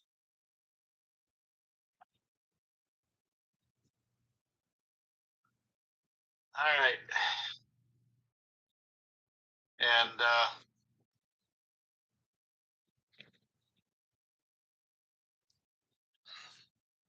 speak part of the idiom that this guy has built up over the time, and goofing around with Mark. I'm gonna cast minor illusion. All right. And the illusion is going to be up from the swampy area. You know, from the trash compactor scene in Star Wars. Yep. That who's he? That thingy. Yeah, that thing is stuck. Yep.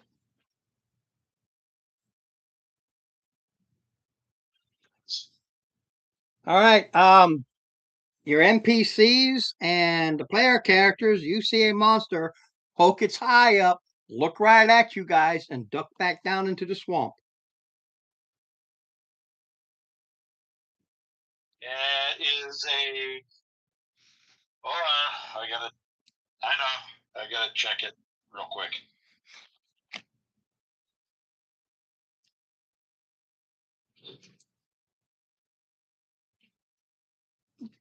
Where the heck are you?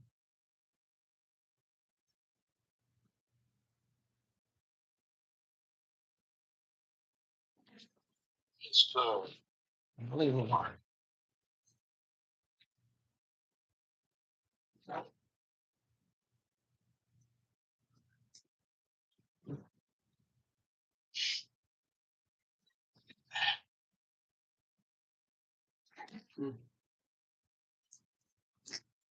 that spell a vocal spell? I don't know.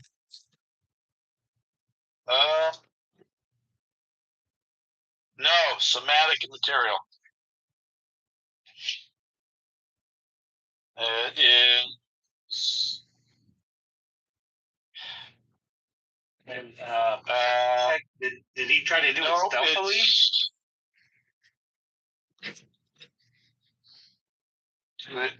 Basically, it's an investigation check.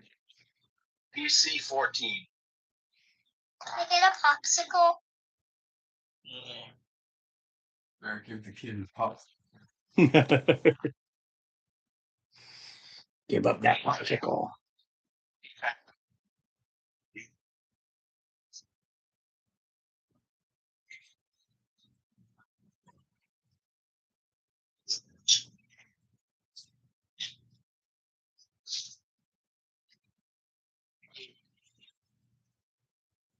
Yeah, so you see him do it. He decides it's an illusion versus seeing me do it. No, he's looking to see if you did it. If I remember correctly.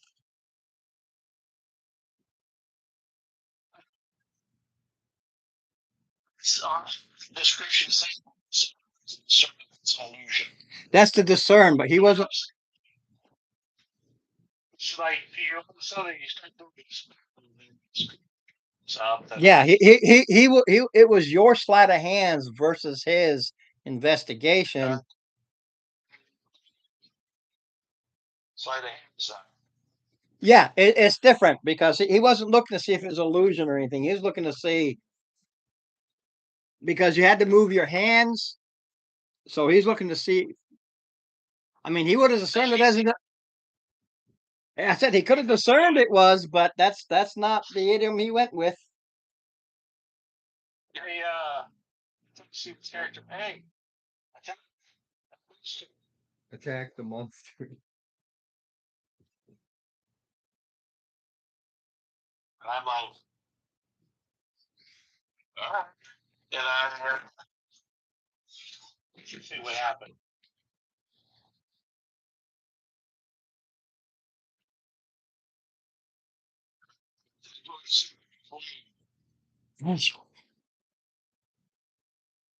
A sacred flame that steams up some swamp water. Okay.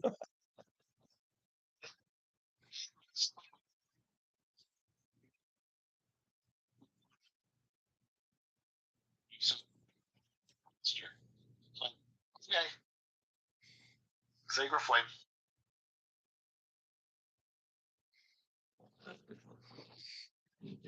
All right. Well, that's what you guys did. I don't control that. I'm doing and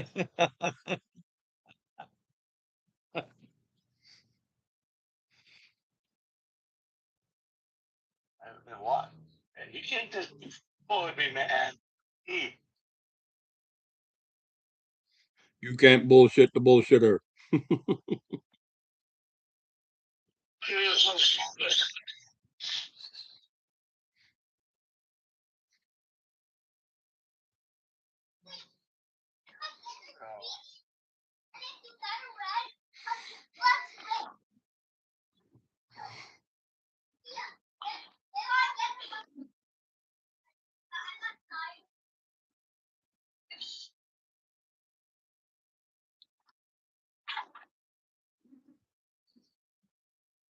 Anyway, Yeah, I'm dead in the water until you guys do something.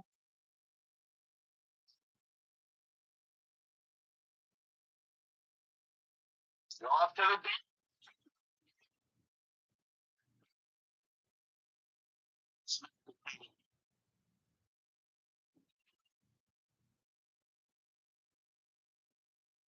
Floor? Yeah, go check out the floor. Yep. It's trapped. All right. Oh dear. See, 7 was 4, 11. Well, absolutely not trapped as far as you can tell. Check. Not trapped.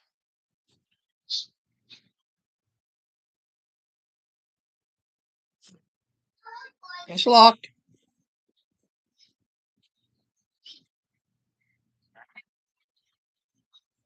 Well, wait, I don't even have thieves tools. Yeah. I think it's broken. It reminds me. Okay, so you had 4 days. You had 4 days to buy another set. Okay, let me just figure out where my book was. Where did I wrote it down? That's 25 gold. 50. Get a spare.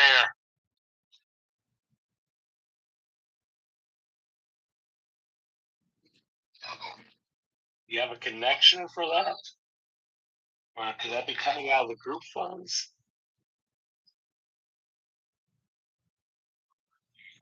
Spell scroll come out of the group funds?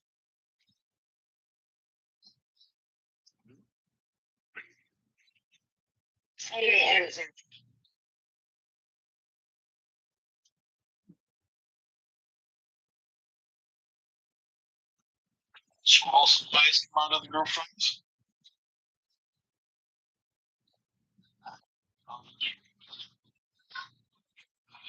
Two thieves tools.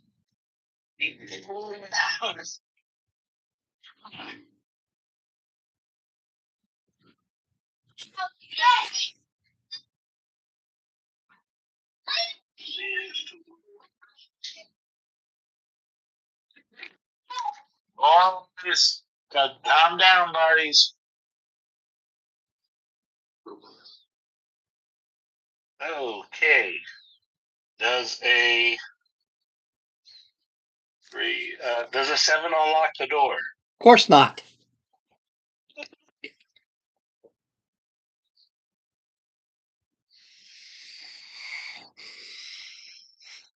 Does a 7 unlock the door? God.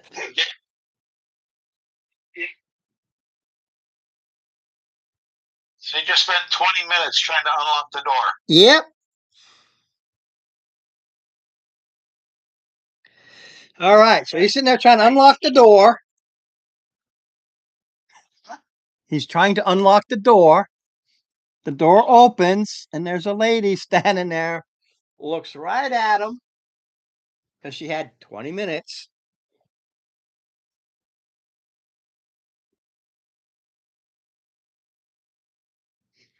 Looks at everybody and goes, "Fireball." Whoa!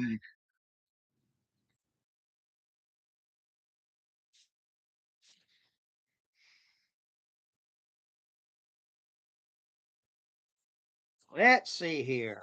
She didn't upcast it, so I think it's 8d8.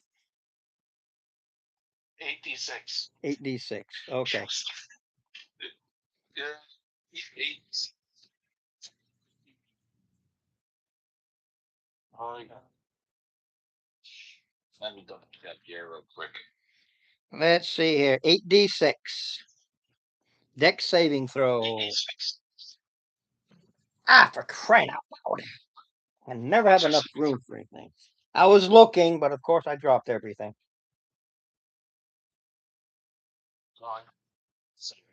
It is a dex. I'm looking. I was looking up her saving throws are did it do.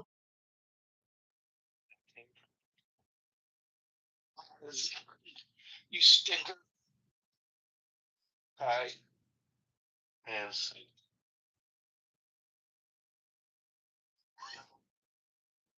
I think that 15. 14 plus. Him about his 15 much differently, but he still got it. Well, I don't know. I don't know what to say. My base roll was a 15. I just had to look it up. Her saving throw was a 14, so there you go.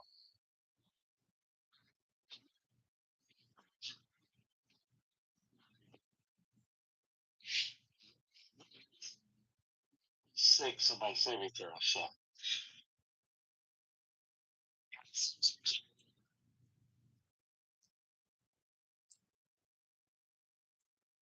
There, saving throw. Wake up over there. 13. And do you have a dex bonus at all? What is it? Yeah, I don't know if you have a dex. I don't think you have a dex. Oh, modifier 2. For your dex? Got the right guy? Wow, you do have a dex. Wow. Oh, this is the wrong guy. That's why. What? This is your barbarian. Is your barbarian in this one? On hygienics? Yep. It's been a while. There you go. Yeah, right guy. Sorry. Yeah, I was thinking of his fighter for some reason because I made it. So, yeah. So, let's see here. 5, 10, 15, 18, 20, 28, even 30. So, 30 for unsaved and 15 for saved.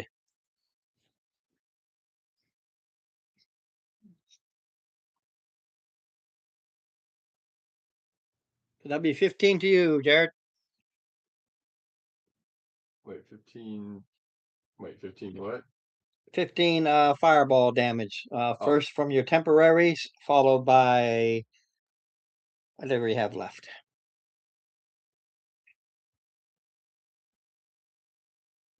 We're at 44 now.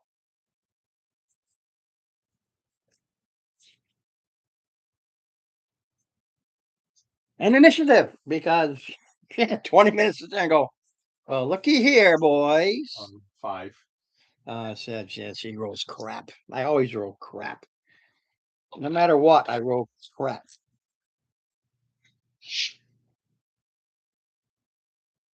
Well, not as crappy as me. I wrote a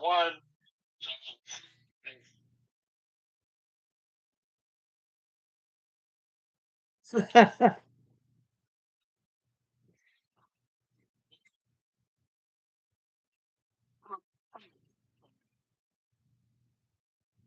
And Steve. All right, Steve.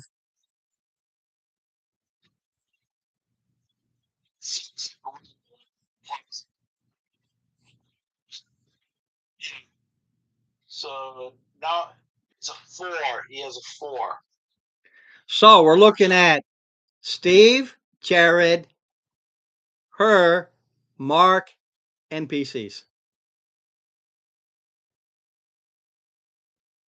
Your 13 still beats.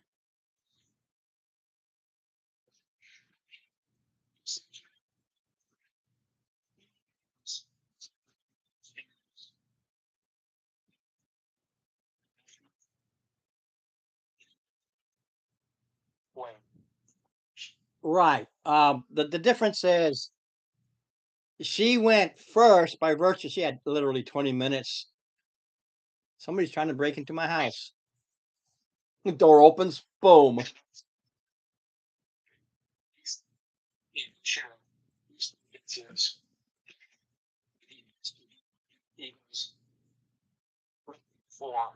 For his initiative. Correct. It's Steve, Jared, your NPC, her, Mark, NPCs.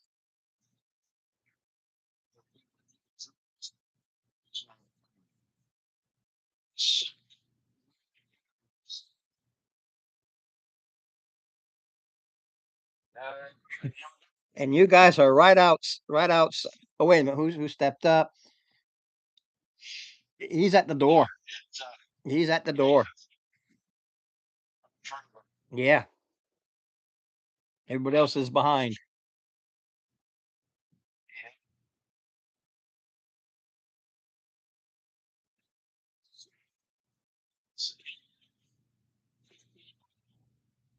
No.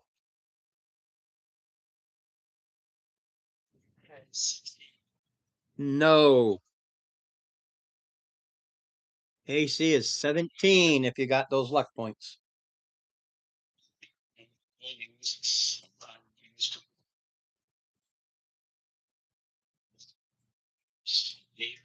Well, you need to use 2 for the first one. The first roll you get.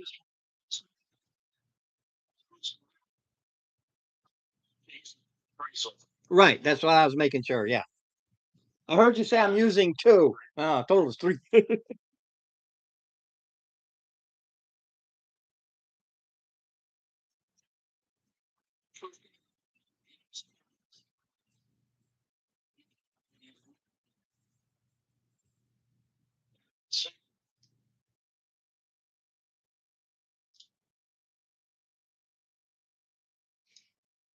15. Yes, I rolled it at disadvantage because of melee. Yeah, I still like that over the rules that we found out later is it adds armor, but I love the disadvantage. It makes more sense to me.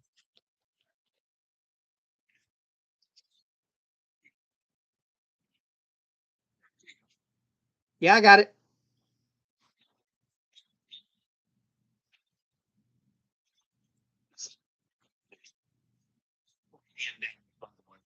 Yeah, it doesn't make a difference. It goes to Jared. There's somebody blocking the way. I can't do anything.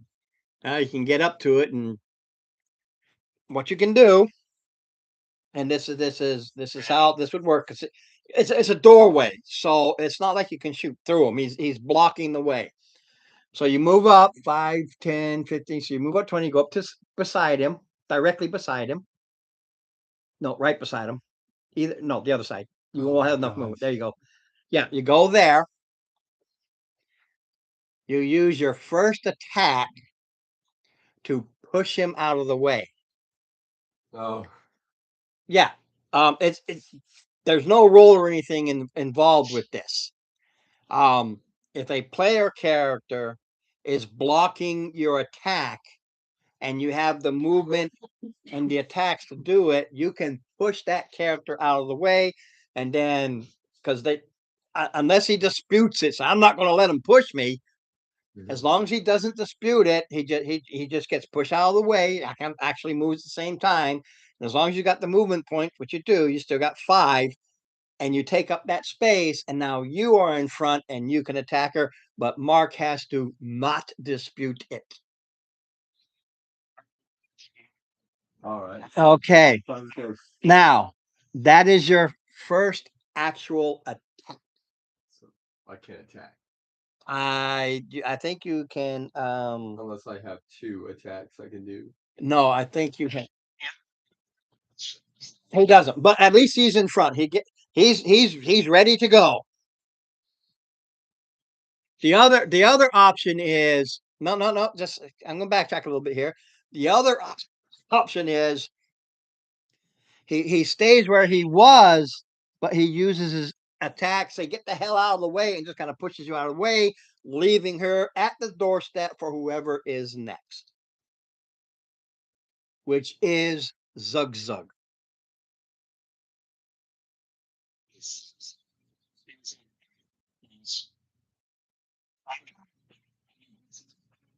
It took him exactly 30 to get there. Because when I place you on the board here, it's just random.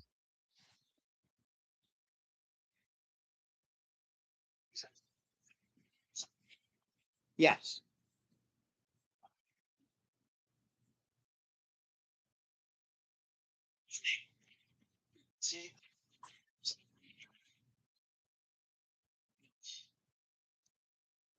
Do they?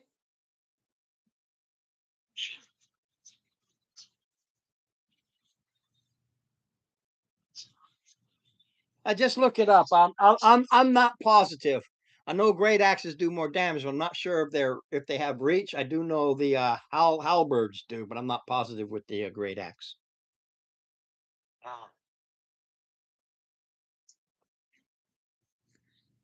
Yeah, it just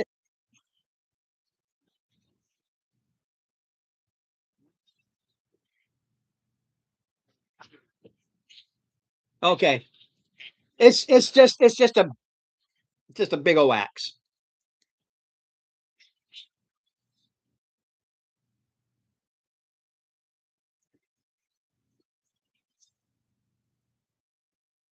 Oh yeah, that's yep, that hurt. So showing on his turn. On his normal turn, yes. She's changed to.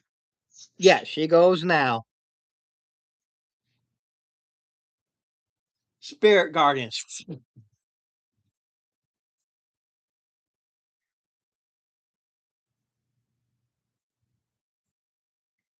And what's the save? All her saves are 14. I just don't know if it's Dex or Wisdom or what. That's the only thing I need to know. Now I know what her saving throw is. I just don't know which one it is. And everybody at the door is going to have to save. I'll double check the range because the hobgoblin might also have to save. I just don't know.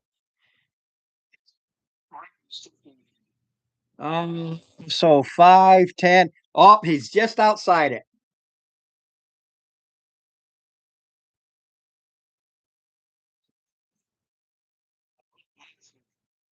I just said that.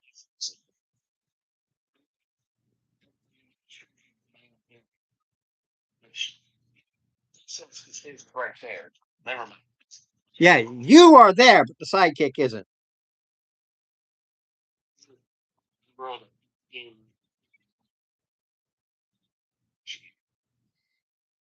Well, 15 with if your base is a 15, you already saved regardless of the attribute.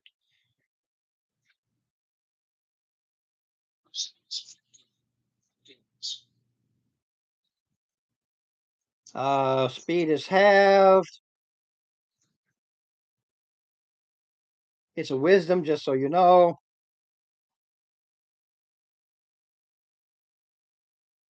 Mind you, it says when the creature enters the area for the first time, it is 3d8 and it's radiant.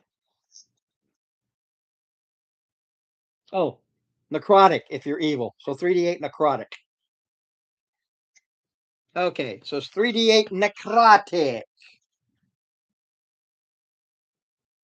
You never let me do it has to be. I just said that when you enter.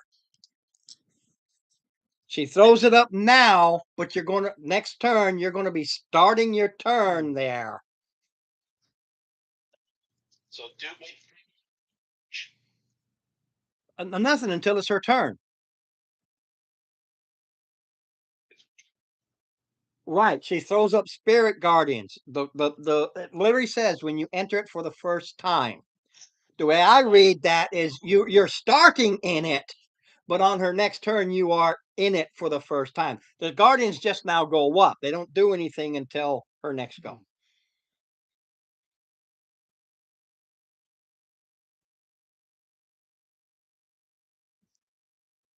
Yeah, it confuses me. I just going by the right. It doesn't matter. Those three in the front, they're going to take the 3d8 necrotic at the start of your turn, so it's irrelevant. Or if anybody else goes in.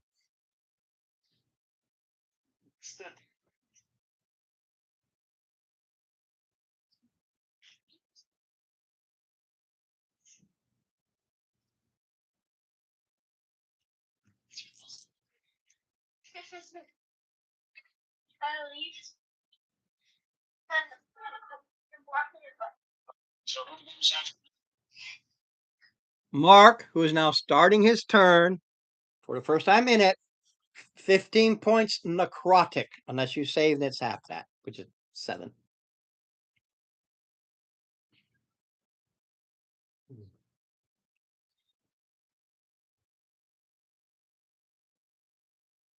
Oh.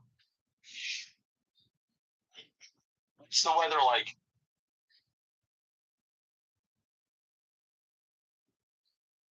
Let me see here. That's clear. That's clear. It's clear.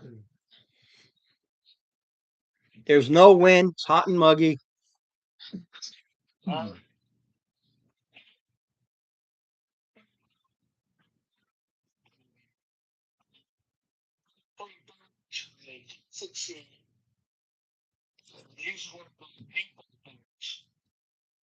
Oh, for a minute she's glow. She's got a dim glow, and she's got paint on her, and everyone else has advantage to attacking her. All right.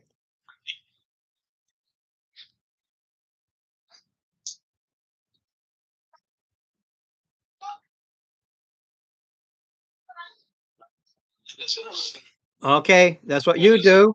Now we go to the two NPCs.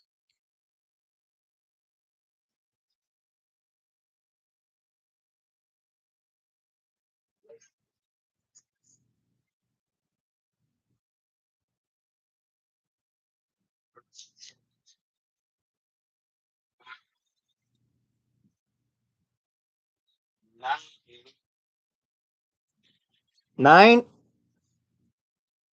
From Zigzag. Okay.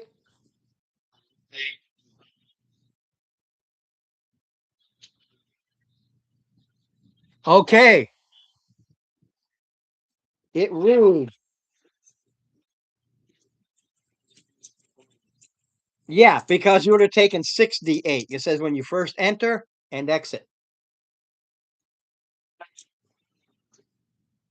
Oh, I was looking at the wrong spell. There's one where you take it when you enter and when you exit. Wrong spell. I was looking at the wrong one.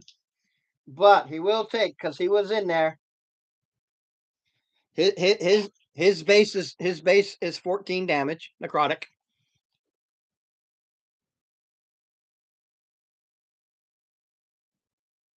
My guy's supposed to be moved back because I backed up with the. That's when I threw the dart. You can move back. It doesn't matter. You weren't in range of that anyway. Your character was, but the NPC is not.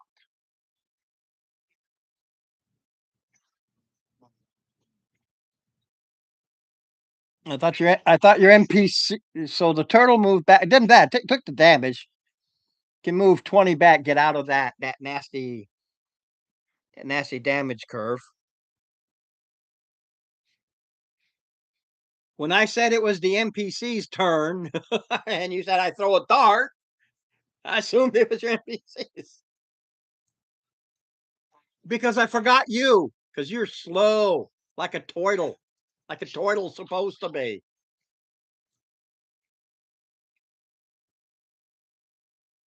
All right, I'm going to the top of the round because Mark forgot about his NPC. Even after I just said it like 5 different times.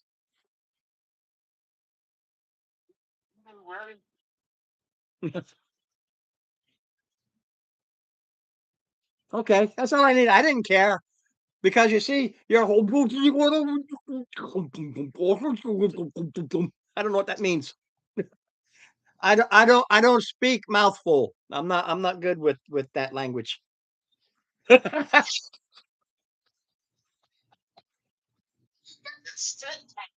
Chair, and you sit in your chair.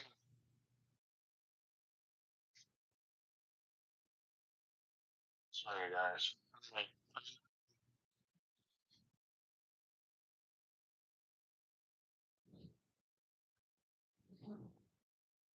My rug for the fun of it. Hello, rug.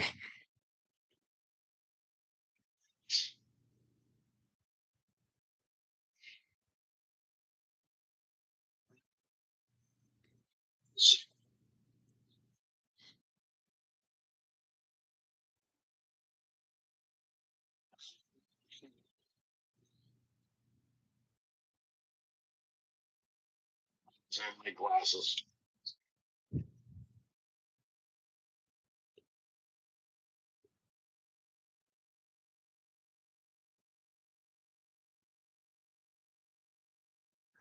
So, DC 14. 4.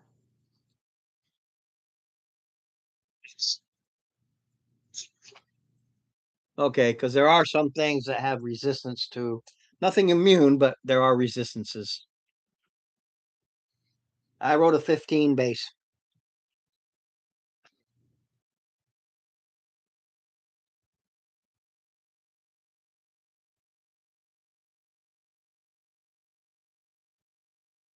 Jared. Yes. Well, now you got a big old guy in front of you, All right. and nothing you can do Oh, because you have to use your whole action to move him out of the way. okay. So just not gonna do it. Or no, everything happens. You can yell at him to.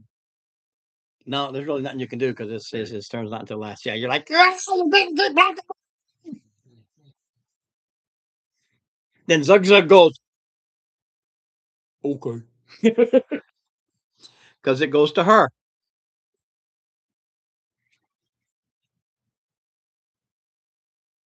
Well, I mean, I'm right there for support. You're going to take damage. Fine, I'll just. Just move 20 back. There you go. Zug Zug says, I'll take care of this. So Zug Zug will take the Spirit Guardian damage and nobody else. Yep. 16. DC 14, deck save.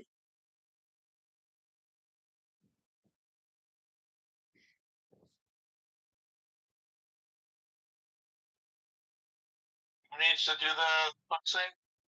Yeah, you redo it. You redo it every time. It's not it's not like one time and that's it.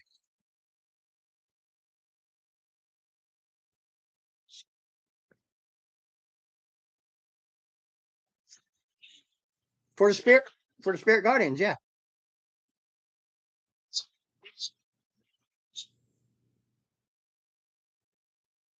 Oh, he does. Oh, his one shot thing is only on initiative. Okay. No, because I thought he goes before everybody else. That's all. No problem. Just keep track of that damage. Yeah, just keep track of the damage when it comes his turn. No problem. I thought he got a freebie at the beginning of every turn. I get it's only during the actual initiative. Okay. No problem. Yeah, I mean he'll still be standing there, so it really doesn't make a diff.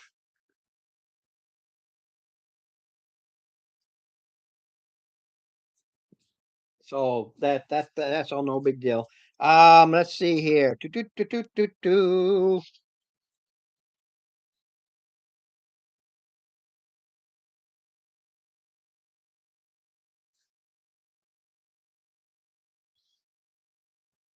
Ah, there we go.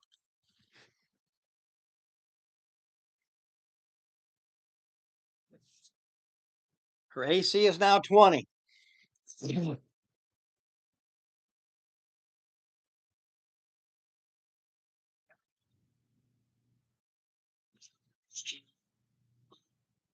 Mark. Mark character, then the NPCs.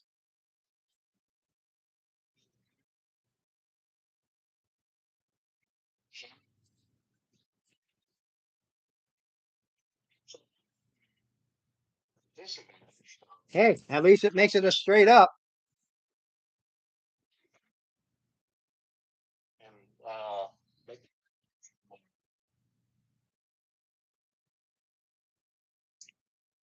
okay.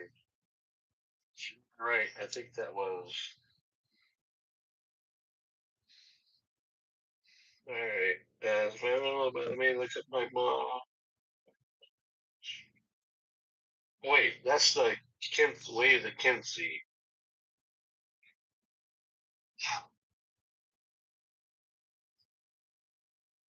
Well, it hasn't. Where's my D6? Oh, that's right. It was a D4. Dude, I don't know. It's your character. I have no idea. Okay.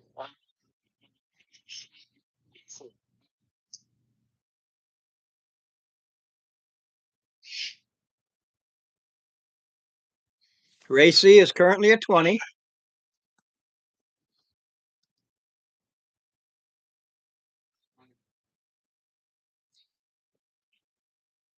We got 15 plus 6, so 21, yeah. What are you using?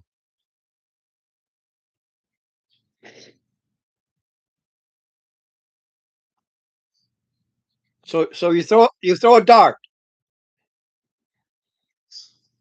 and you hit with a 21. Shield.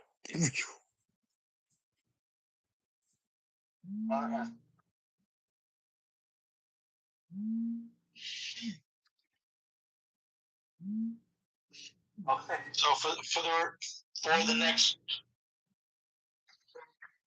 our AC is now 20. Okay. Yeah, she's right up there. Oh, so after me is I guess the first NPC. Zug zug. All right. Zug Zug hits with a 26. All right. Don't forget the that damage I rolled and the saving throw and everything. Yeah. How much did he hit her with?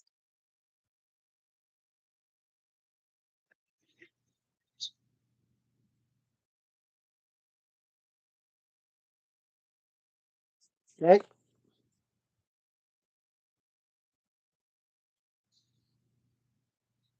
Would be a study concentration check for spirit. Yeah, I'll get to it. Because you got the other NPC. It is, but I didn't want to do it all at once. I don't want to do blah blah.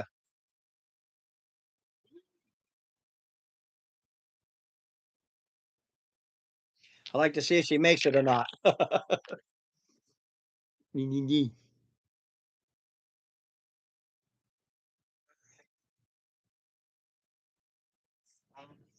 guy's back there.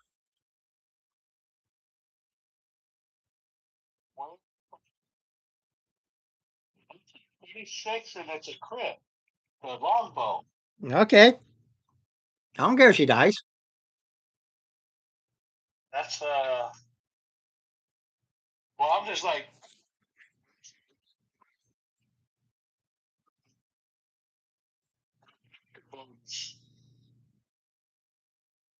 and then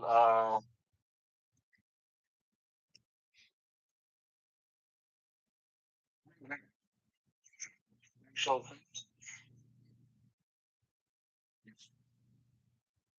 okay. No. Sidekick. It's okay. The D6 is still okay. The 1 plus 5 plus 3, so 9. Hey, sidekicks, that's a solid hit.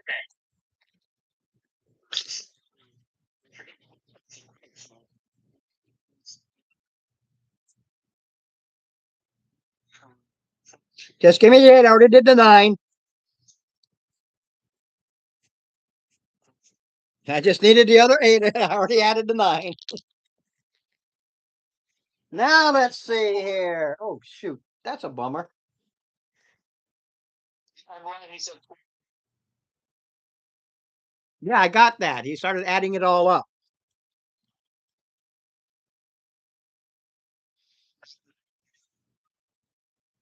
Yeah, she's really, really near death. Very, really near death. And you might be able to take her out. We'll see. There's still some points here, but there's a whole bunch of lesser points than real points. They did on that second hit.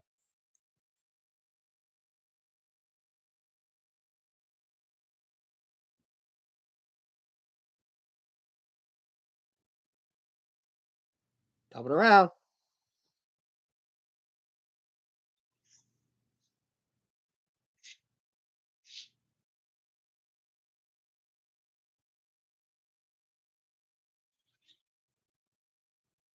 DC 14. From St. Flynn. Well, second cocked. How about a 2? Let's see here.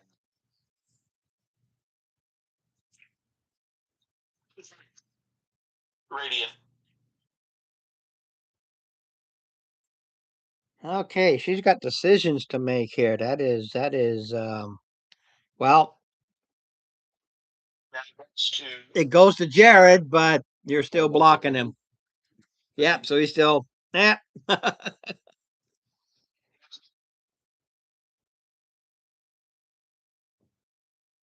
don't know what he has.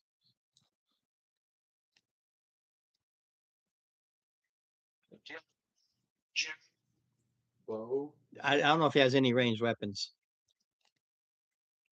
Oh, actually, wait. No, I do have a bow. I have a short bow. Yeah. Roll at disadvantage. Yeah, that's the problem. It's going to be at disadvantage, so I don't think I want. Yeah, the disadvantage is offset by the glow, so it's a straight up roll. All right, fine, whatever. 15 Plus, plus. Don't. I think you got +2 or +3 because it's your dex. Oh yeah, plus dex modifier. So yeah, +2. +7, so you hit. D6 +2. Is this type's? Yep. No, wrong one. That looked like it's a square. It's a cube. Sorry, that looked like a cube from here. So 7 total. 7 total. Okay, so she's sitting there with 1 hit point. No, oh my god. 1.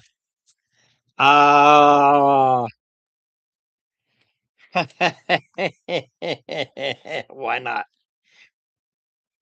You see her. She goes like this, touches herself, and is gone.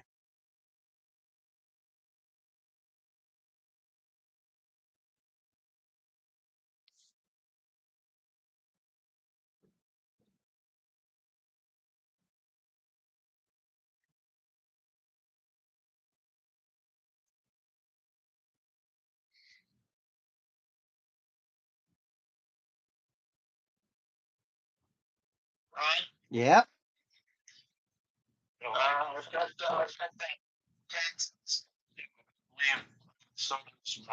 I can't hear you.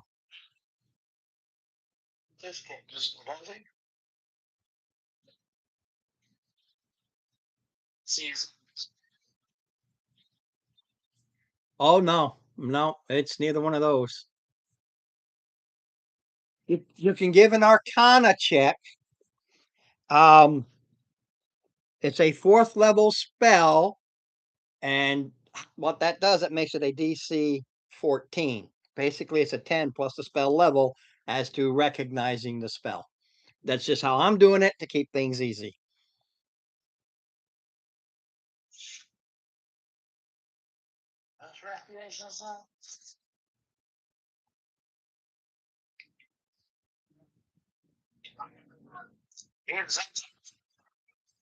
All right.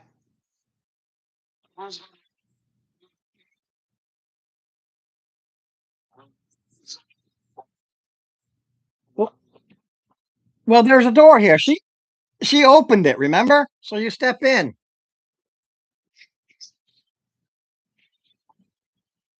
Yeah, and in here you see this little girl looks up at you and goes, "Where's mommy?"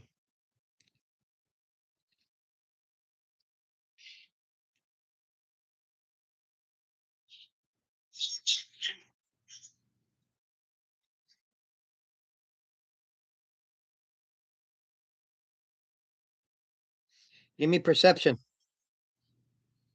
Perception.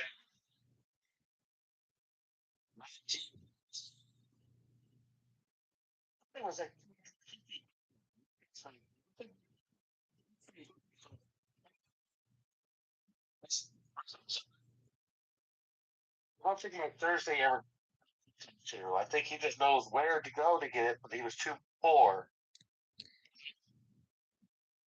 Okay. When you look at this little,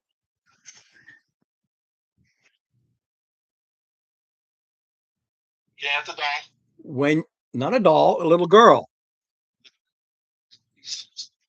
No, I said when you look at this, like I said, you keep breaking up with your sound, so I don't know if it's you. I'm literally reading it. There's this little girl. She says, "Where's mommy?"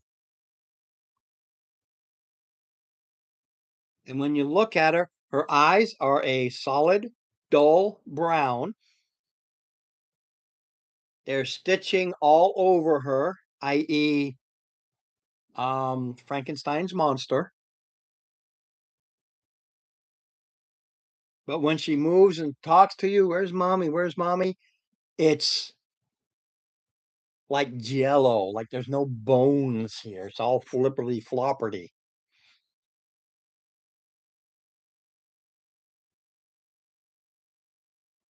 And in her hand, she is, chomping on this big old, basically glob of mold. Where's mommy?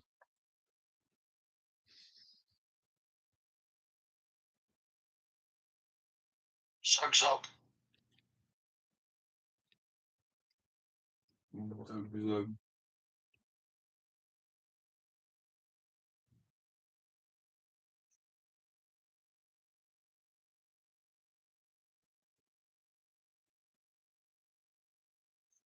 Makes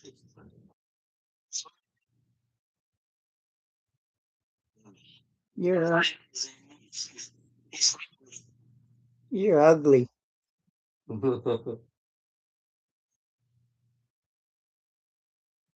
You're not mommy.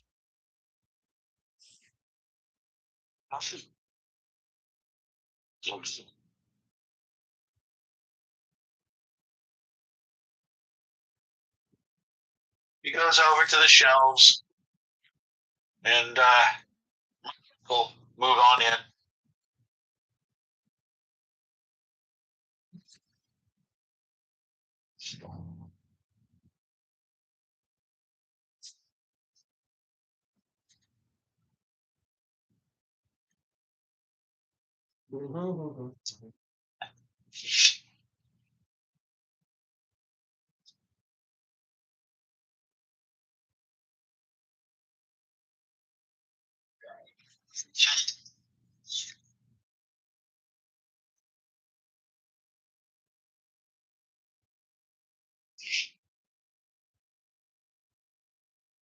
Assuming I have the allotted time, Murdoch is gonna do a detect magic as a ritual.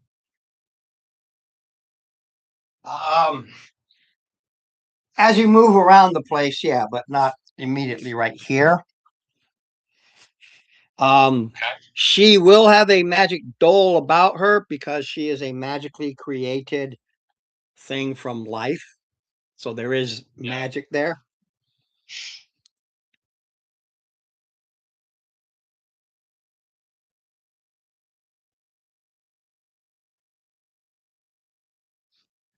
Up on the shelf here, Okay. there are two things. There's a potion. It's a potion of resistance. And there's a thing called a recording book.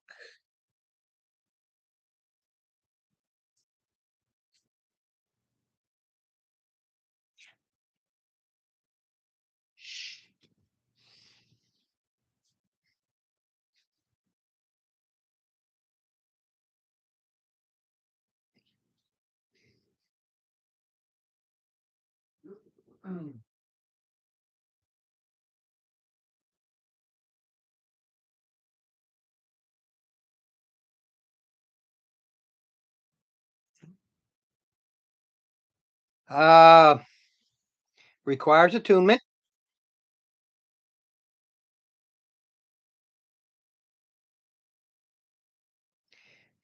It holds a thing that's called a bookkeeper within it. It's like a journal, but it is empty pages. Yeah.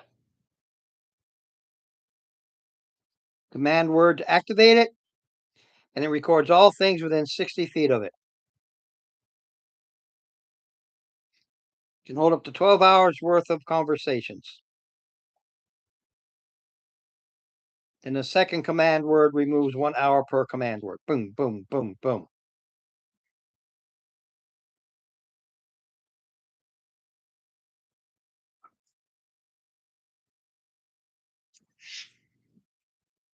It's basically a journal, but you can put secrets and stuff in it. And once you know what you need to do and everything you need to do, then you can spend however many hours of recording. You can clear it out again.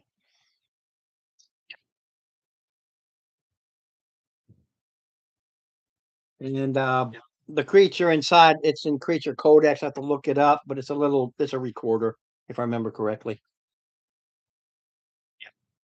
But once you attune to it and it's yours, it's everything's for you. But the creature's in a creature codex. Yeah.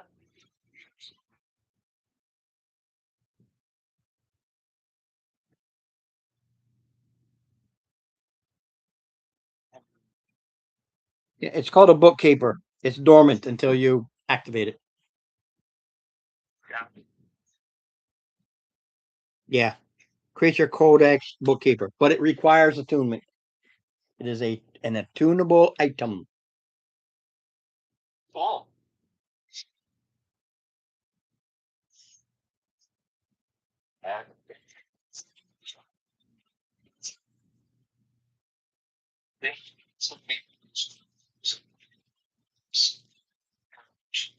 Well, yeah, but you attune to it first. But yeah, you can start throwing in all kinds of bitchiness. Absolutely. What am I doing? Nothing.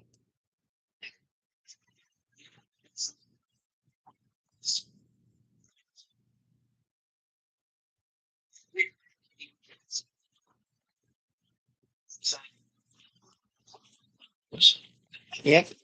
Well, you're telling it what to record, so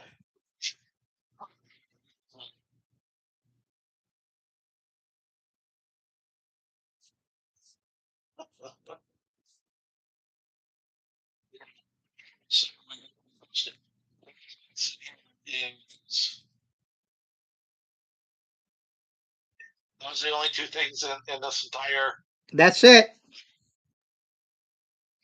Yeah, originally I was going to have her grab the potion of resistance, but I had her go up to you because you're messing around with the door. She prepped that way. She didn't think she needed it. I would have drank it.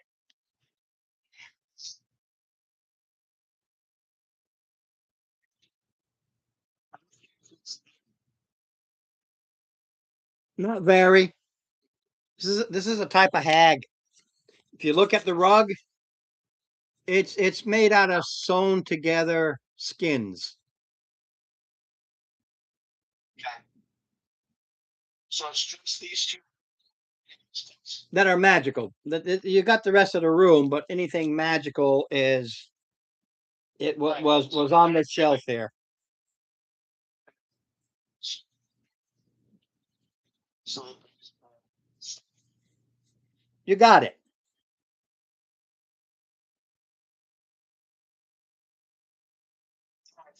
just magic. Yeah, you got it. Nothing here that you want. The shelf is made out of bones. Bed, the framework is all bones. The bedding is skins. And we're not talking animal skins. We're talking skinned humanoids. Hags are not nice.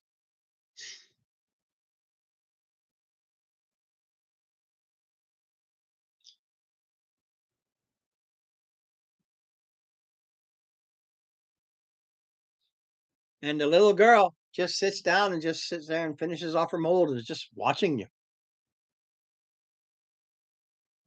What do I do about her?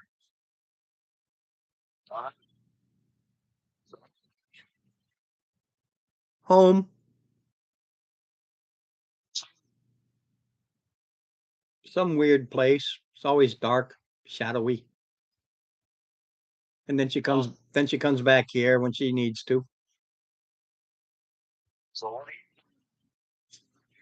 Wait.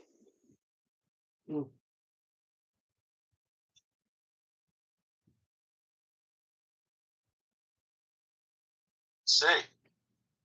Do you know what's here inside? You totally broke up again. Do you know what's Water.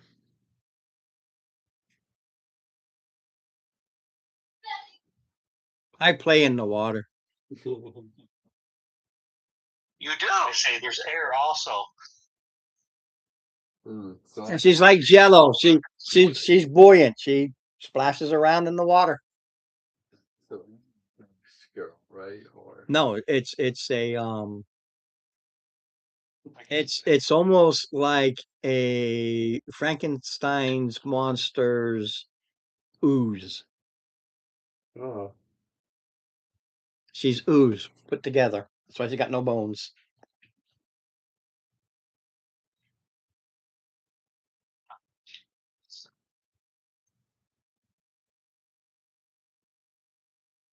Where'd she go this one? It broken up again.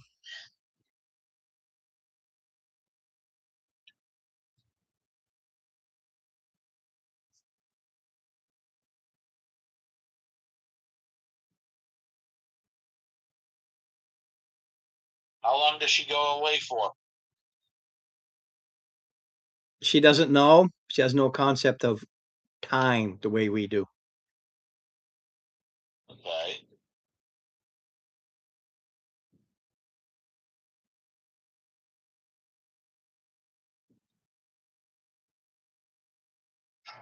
She's an ooze that has been sewn into a skin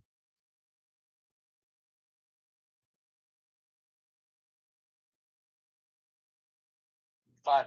and given a semblance of life. You can give me an arcana on her.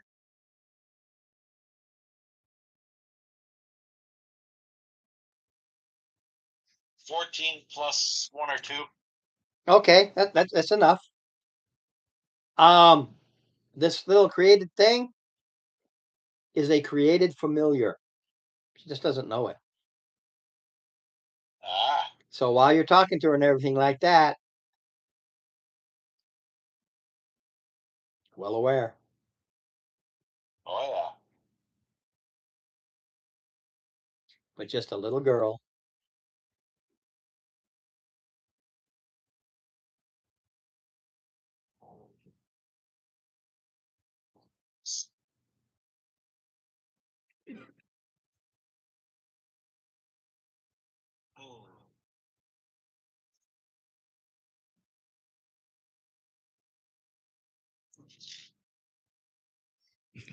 Yep.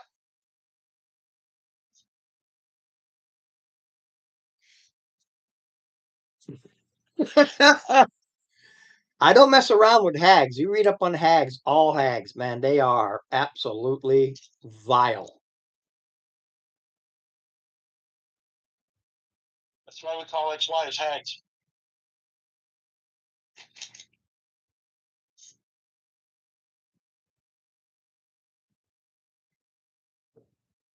You tell me what you want to do. Because she's just sitting there watching you.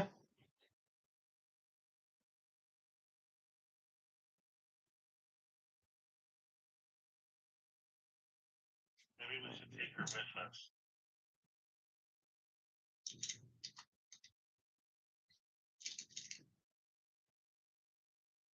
Well, we can exit.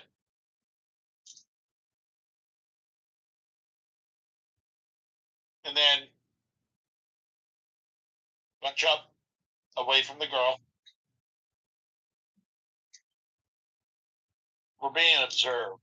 Let them know we're being observed. Yep, she's a familiar. Versus an actual girl. Yep. Take her out then, I guess. After we get bad information. So, yeah, it's. Come on.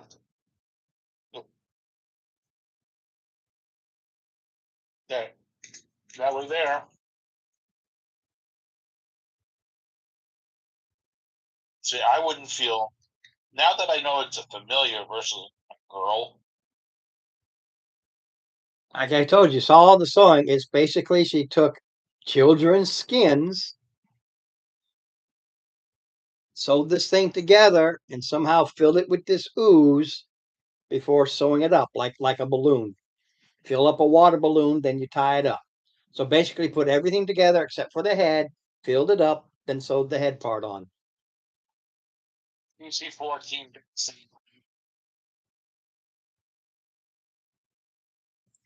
How about a 1?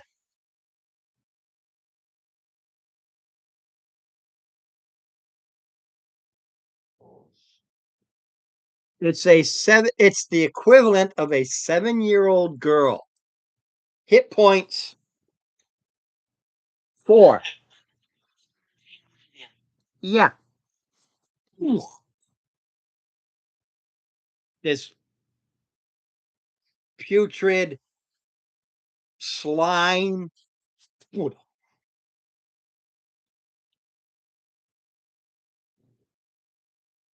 Yeah. It's an experiment created by the hag with assistance from my favorite vile necroghoul, Filge.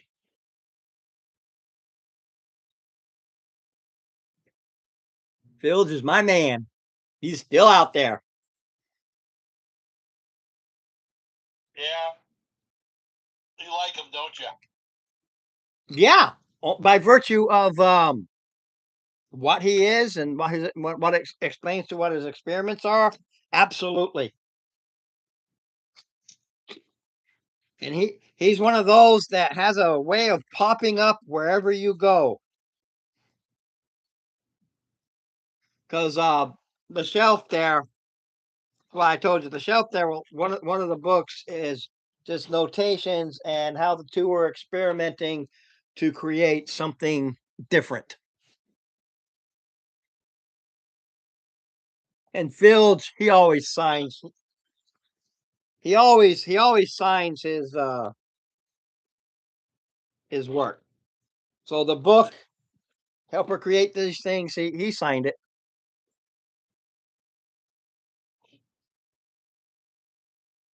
Oh yeah, I got several. I got Filge. He pops up all over the place. He's just one of those, and I don't care how many thousands of miles away. Somehow he's there too. Now you're popping out. Oh. There's another building over here, Ron, or just was that it? Well, that's it. The big map showed a couple of buildings, but I can never get him to match those. So it's basically her place, and then that little area for the kid, and then there's a little supply closet, but nothing that is of any use to the players. Absolutely nothing. Well, you're gonna be having lunch here.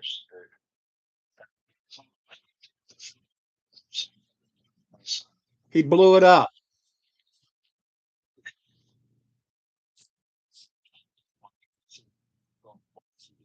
He splattered it. Hit it with a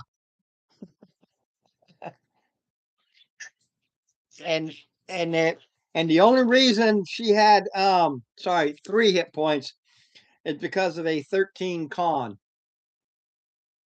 So one for generic and 2 more. That was it. Sorry, 1 more. 2 hit points. My burn. 13 is +1. So we only had 2 hit points.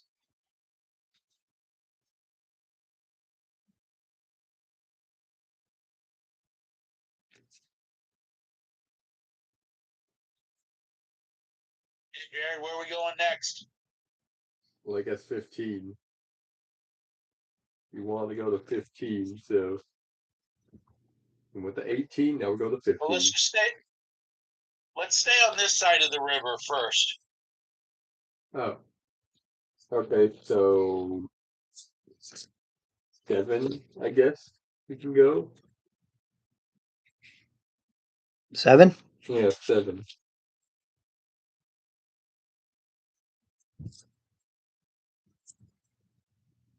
Or we could go to 8, which is in the middle of the river.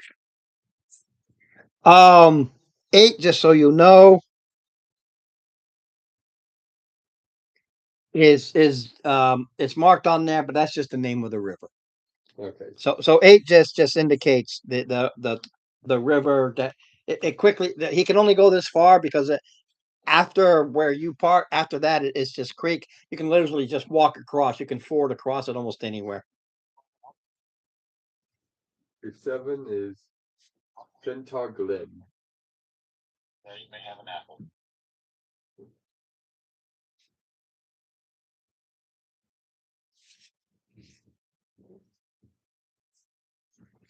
Okay, let me play around a little bit here. I got to set up anyway. Don't worry about it. It's like, who needs healing? I do. You do? And I'm pretty sure. Jared never got close, so Oh yeah, I'm at 44 hit points. Yeah, 52. I lost my 7. oh, you did? Yeah, he took a little. Yeah, I'm 17 instead of 37. I'm down to 20. All right, hold on. All right. Push your con. All right.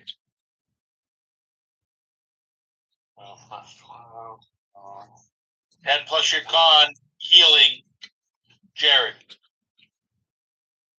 My what's Well, he's only down 7, so well, when I think of increasing my constitution get 3, so yeah, that'll you're definitely- healed.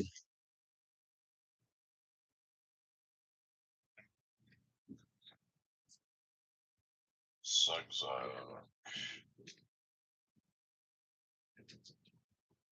There you go.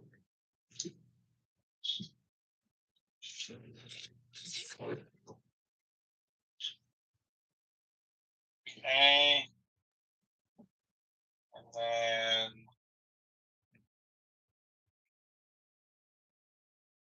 Mark, does your sidekick need a heal? He's down 12. So yeah. Yeah, in that case, 10 plus con. Okay. And then plus 1, so okay.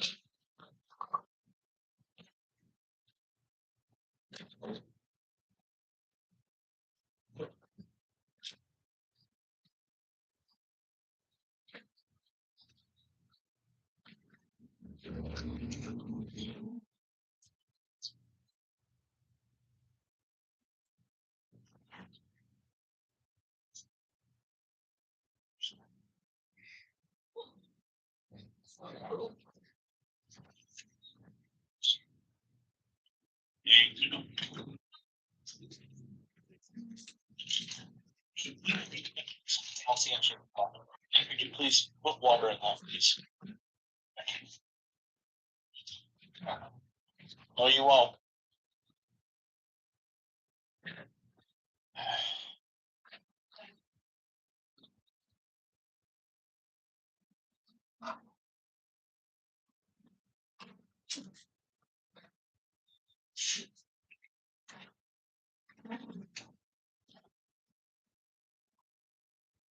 So Ron, are we gonna be level 5 after this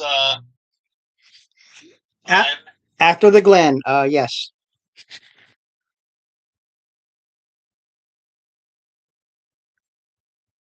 Yep. After the Glen.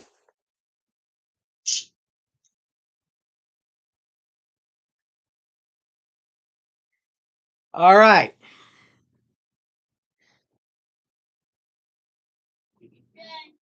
There you go.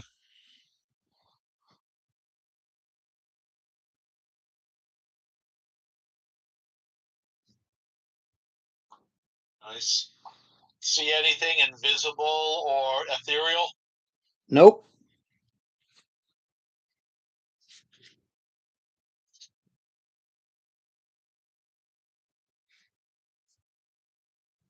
Do I get any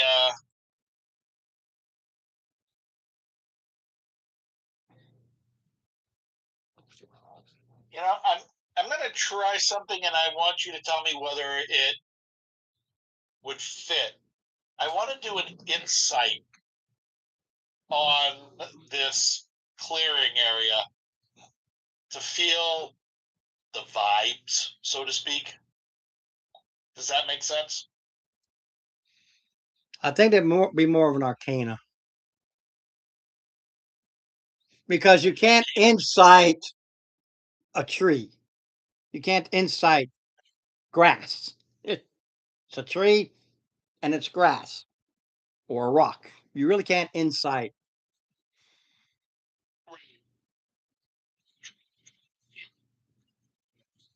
It would be Yeah, you can't feel a vibe of a tree. It either blows in the wind or it does not.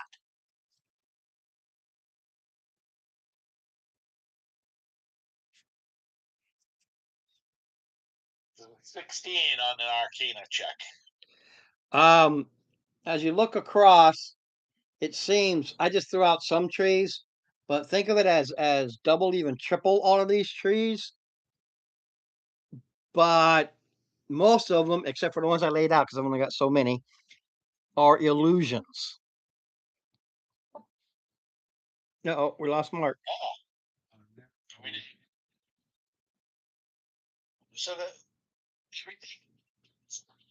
Right. There's more, but I set everything up except for because of the ones I have, because it is jungle and I have X amount of these dollar store palm trees, which I love because they work great.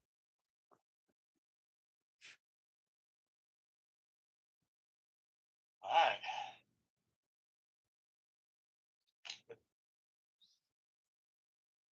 Hold on a second. I'm gonna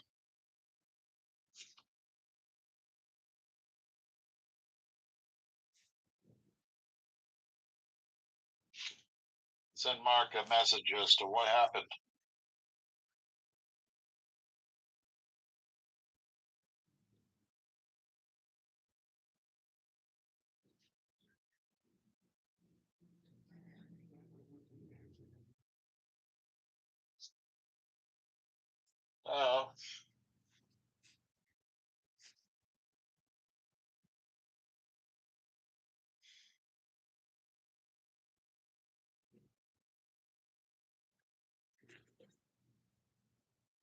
Oh, what'd he say? What did he say? What did he Oh. say? He's got a phone call they had to take real quick. Oh, okay.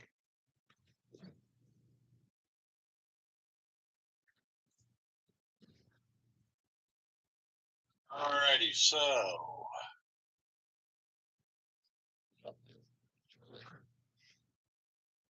let everybody know that most of those trees are illusions. Once you tell them, it's a freebie for them to disbelieve, and all the illusion ones vanish before their eyes. Okay.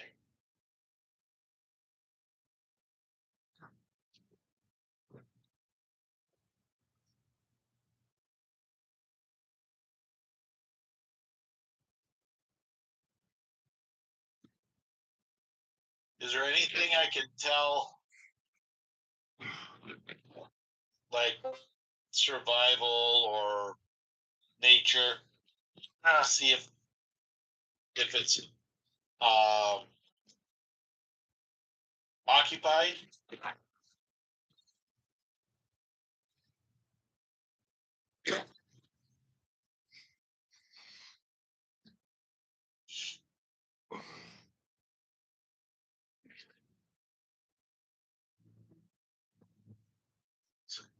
Centaur? Centaur. I've only got one. I have more downstairs, but there's 3. Okay. But just for figurine purposes, and I painted it, so comes up to you non-aggressively. How are you? Confused. 3 centaurs tells you the trees, the woods, this fort that's ours is confusing us. We cannot seem to leave it. It's like a prison.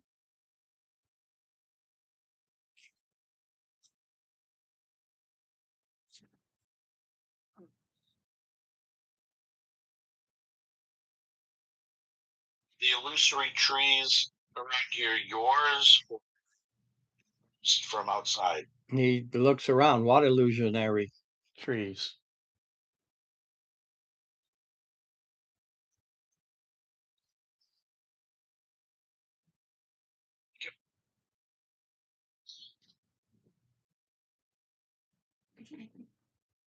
So you cannot leave this particular part of the glen or the whole glen itself. He says we can't leave at all. Every time we try to leave, we wind up where we were.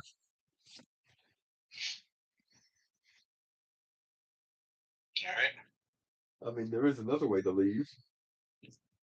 All I gotta do is just. It's not preferred. I mean, He says, watch.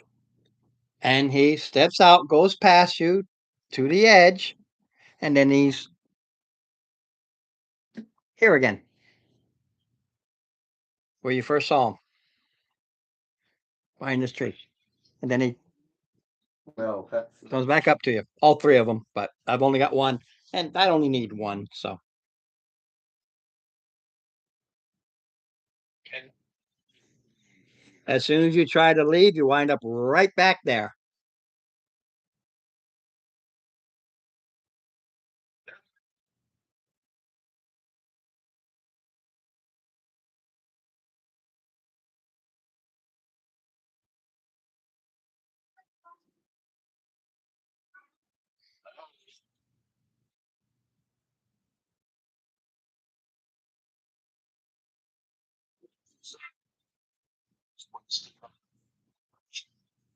Just this little area. It's not a huge area. Every time you try to leave off, i.e., off the board, you wind up right back where you came in at. You always wind up right where you currently are.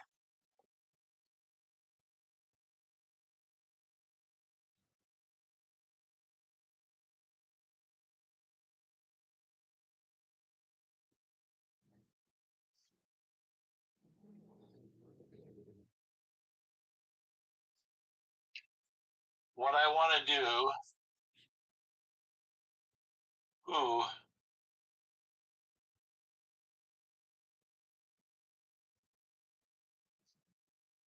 thing is, right now, without Jeff, his character, because I think his character is the sorcerer or something like that. I want to Zugza assist me, Uh-huh. give the help action, so I can have advantage.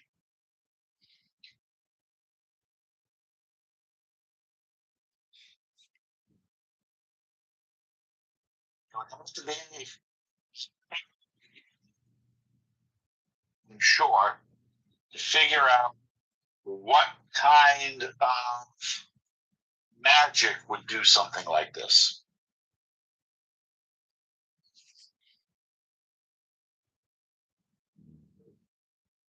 Does that sound about right to you, Ron? Yeah, I can work with that. The first roll is a 12.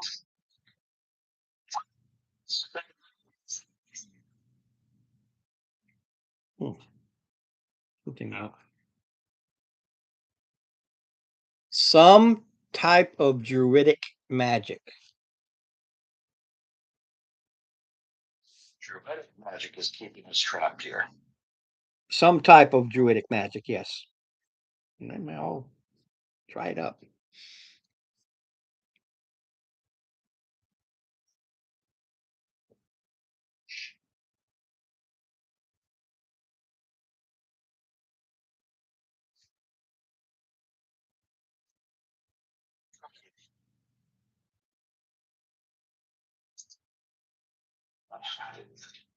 It is.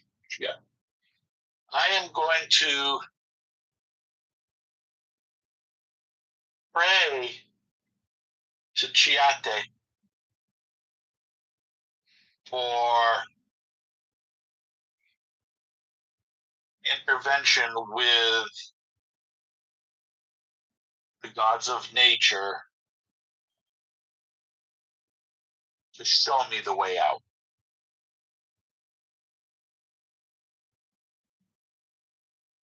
Roll. So it's some chance.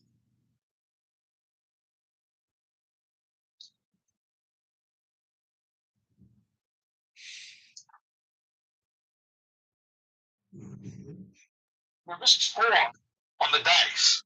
But the other way around. Position. No. Position.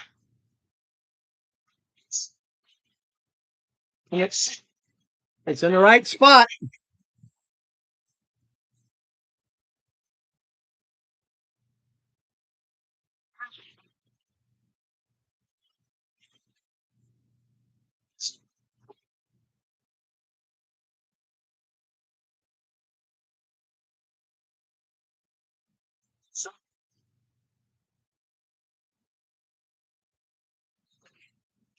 See?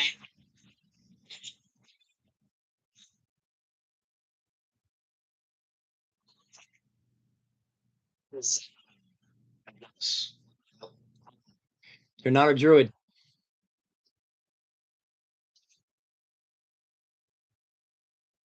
You understand that some sort of convoluted druidic magic, i.e., a nature, something nature is doing this, druidic as far as you're concerned, but not being a druid, you don't have a concept here. I like to play with the classes.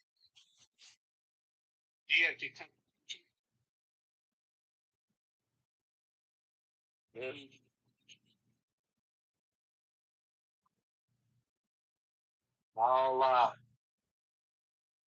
do the whopping. I'll do the ritual here and take a look around.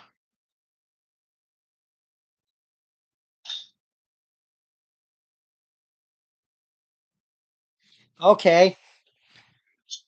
I have to read up on it. That's why I have to read it. You spark weird, convoluted. It's hard to understand, but magic that's coming from the pine, from the tree here.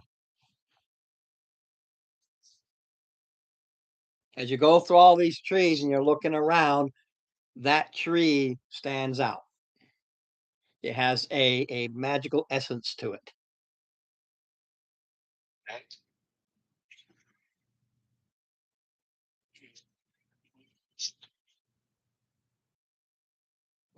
Centaur kind of just backs away here. It doesn't know what you guys are doing. There's 3, but because I've only got 1, there's 1, just because.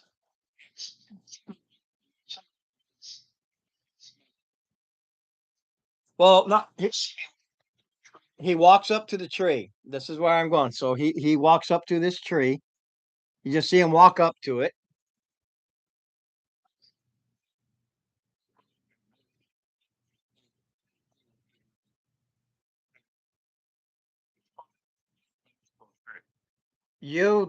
How would you know? He didn't say anything. You can roll a million dice and come up with a 99. He just walks to a tree. Are you that smart?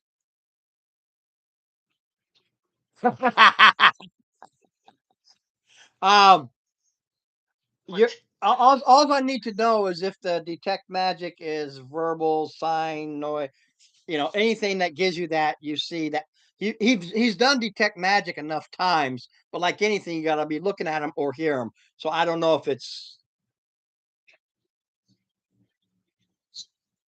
Oh yeah, so he's sitting there with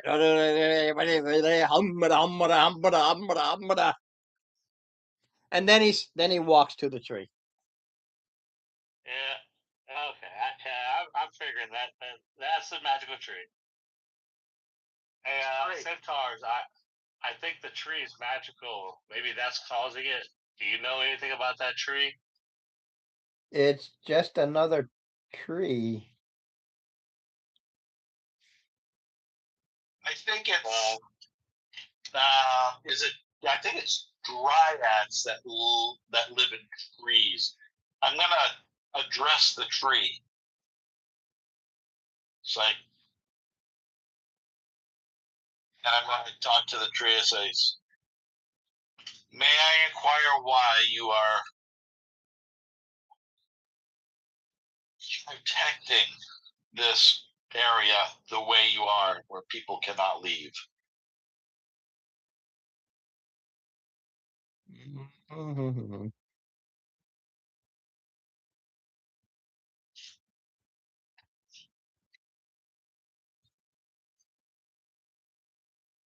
Really? Let's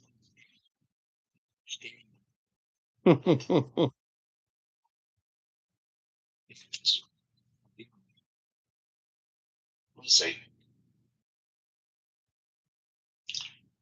Am I answered by the tree?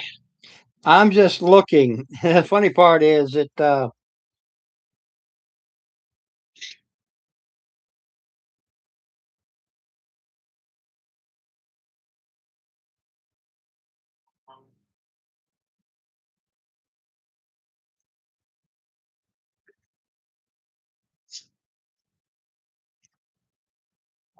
all right.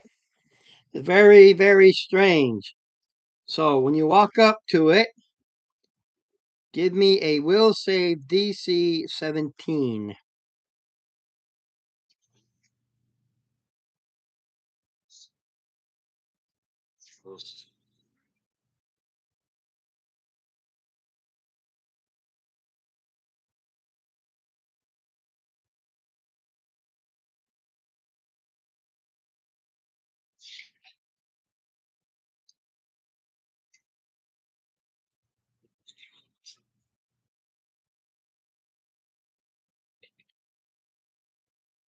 So 17. Okay. Okay, no problem. You see, as you're walking, not when you get up to it, but as you're walking up to it, where you are, this that area, like 10 feet around, so a 10 by 10 square, so basically 20 explodes. Debris goes flying everywhere, and this massive purple worm comes up to try and eat you, and then it just vanishes because it's not there.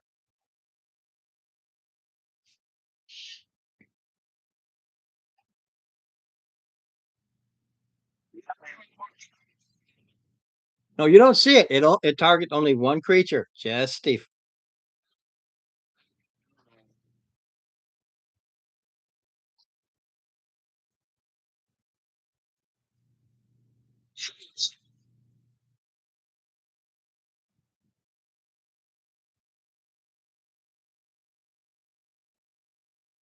Yeah. Yep.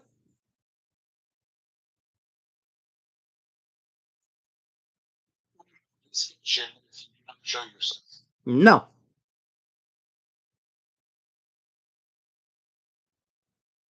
Is that the only word you know? No. Everybody else from off to the side, a herd of buffaloes. They are charging at you. They are ready to trample you. DC 17 wisdom saves. Everybody. 3. Okay. Okay.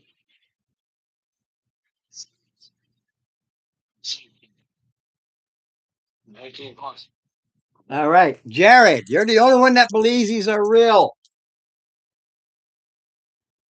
You take 10 points of fake bludgeoning damage, but it's real to you as these things trumble past you. You take the damage. It was very real. Absolutely 100%. And you see Jared's character, he falls down, and you see bruises and stuff appear on him. Well, awesome.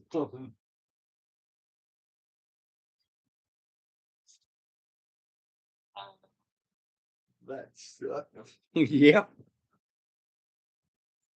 How may I give praise to you without you being in front of me? My place.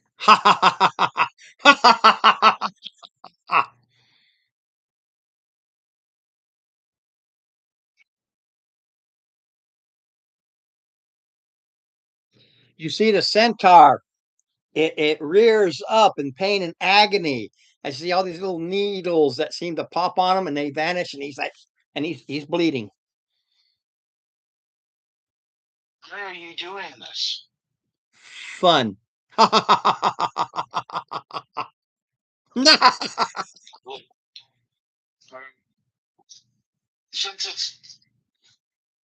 Since we've been chit-chatting here, all right, I would like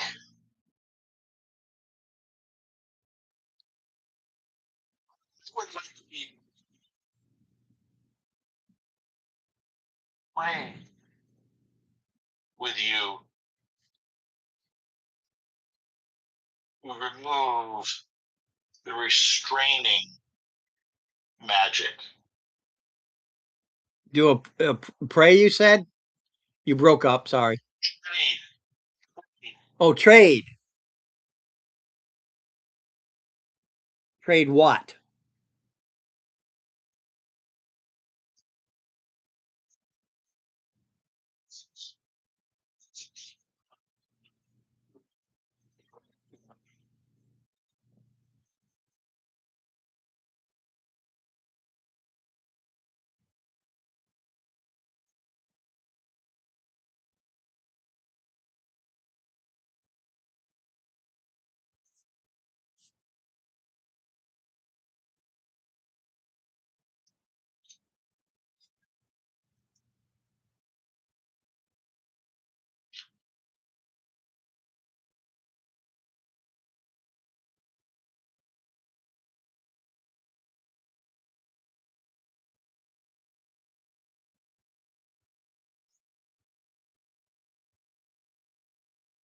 Please show yourself so I can show you.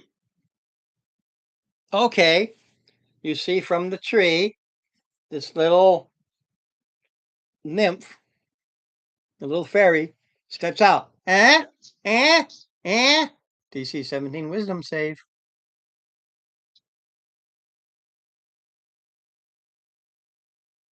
I need an 11 or better, so 12 plus, yeah. No, it's fake. Hey, gimme. What's you? Oh, yes, it was. I can't help it that you are an unbeliever. Steve, you and you alone. Henceforth, the DC 17s, they're at advantage because you quickly realize this is how it operates. Illusions. And illusions that can hurt you. Everybody else over there, DC 17 wisdom save. It's basically initiative. You and then it, you and then it, you and then it, you and then it.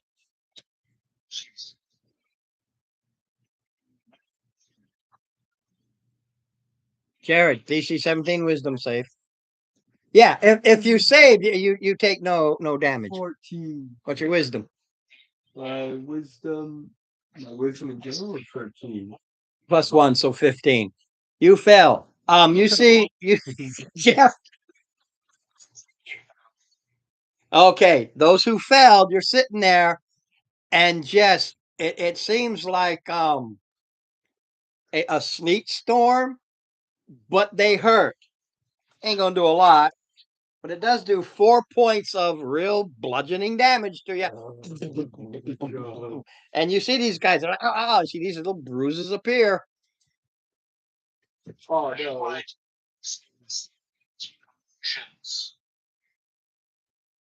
The illusions are not real. Yeah, that gives everybody an advantage henceforth. Doesn't take it away, it just gives advantage. It fell out. Okay. It is. You got over here too. Got it? Okay, you have this wand of tears. Not yet. Not yet. Great. You got them all. There should be 6 dice total. He knocked his tray down. I'm sorry, 7 dice. You got 3 of them up here. 1, 2, 3, 4, 5, 6, 7, 8. There you go. You got an extra one from somewhere. Oh, okay. Don't ask me where. Should be 7, but whatever.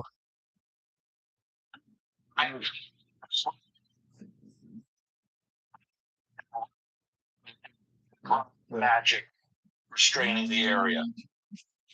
Oh, you always keep calling me. Oh, pain in the ass. Keep calling. Okay, roll a persuasion.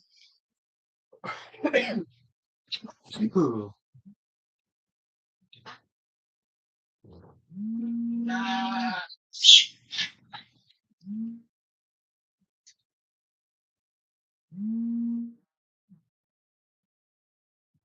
16. All right. Okay, set it down.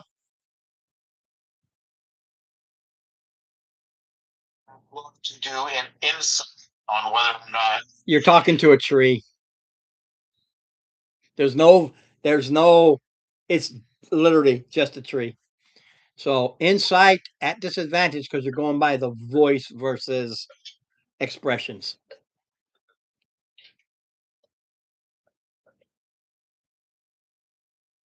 All right, first row was a 14, second row was a 17, so 14 plus 6, 30, 20. Okay. Now he's lying through his teeth. You can tell by the way you're spoken to.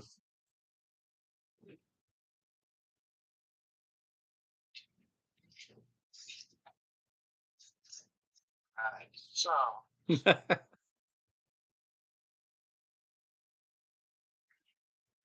Everybody else, DC 17 wisdom save at advantage.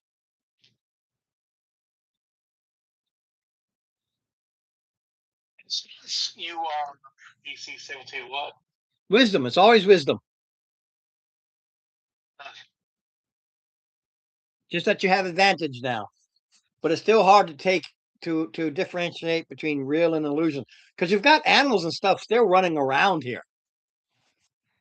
Dang it.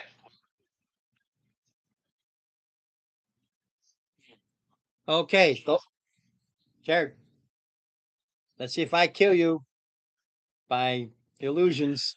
9.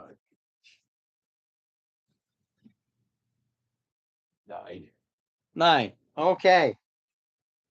You both who fail take 8 points of piercing damage as squirrels. They just crawl all over you and start biting, and biting before they take off again and go back into the trees.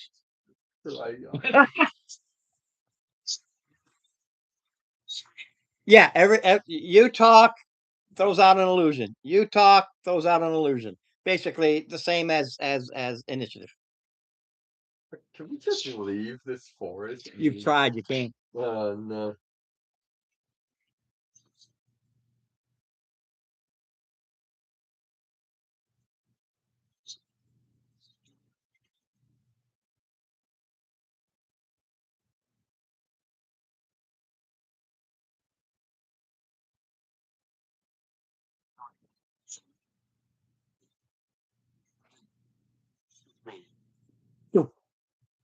Sorry, because it's a touch spell. Touch the tree, and no.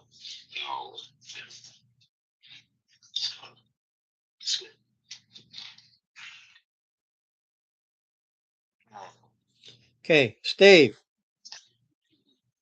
Treating. you touched the tree. I need an attack roll. I gotta see if you hit it or not. You have no clue.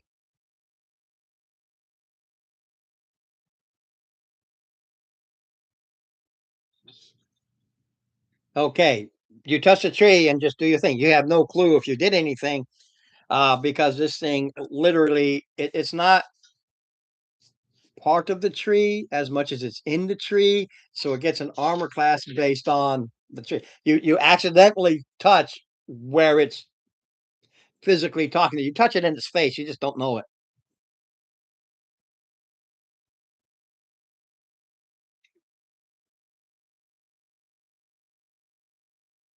Seconds.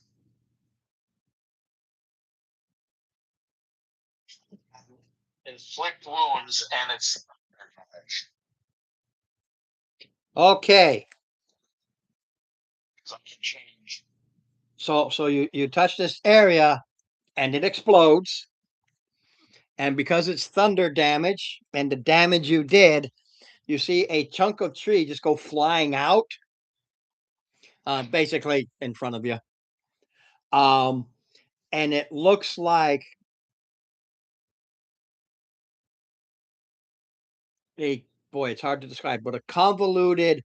It's as if you took a bunch of twigs and you mushed them all together and made a kind of a humanoidish form out of these twigs that's just everywhere.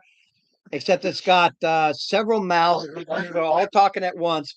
Says one talks to you, others are doing the illusion, stuff like this.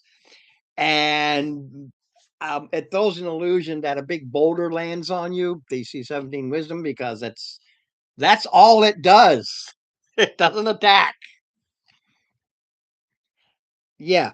You see it coming, you haha, and now you can finish it off. It is an AC 18, by the way.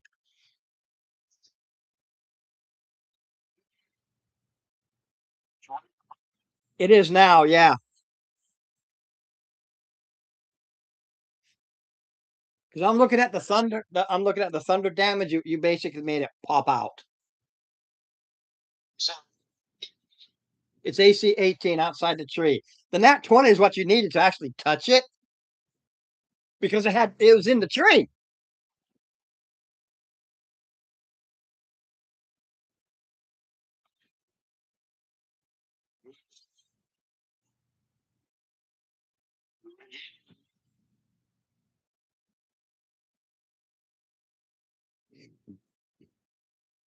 six.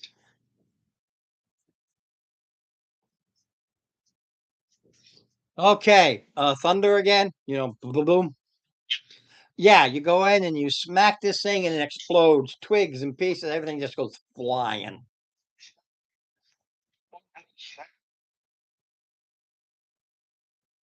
You load it up. Yeah, it doesn't have a lot of hit points. It has a high AC, no hit points, but it's strictly an illusion thing. Everything about it is illusion. But if you believe the illusions, you're going to take the damage. So, are their damage actually real? Oh yeah, because they believed it.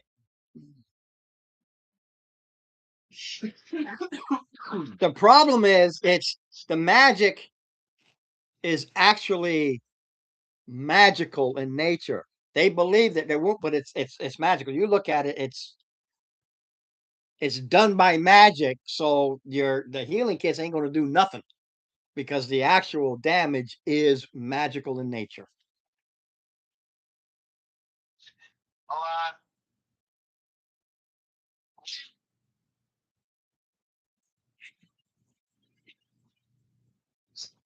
Yeah, TMI. Okay, Jared.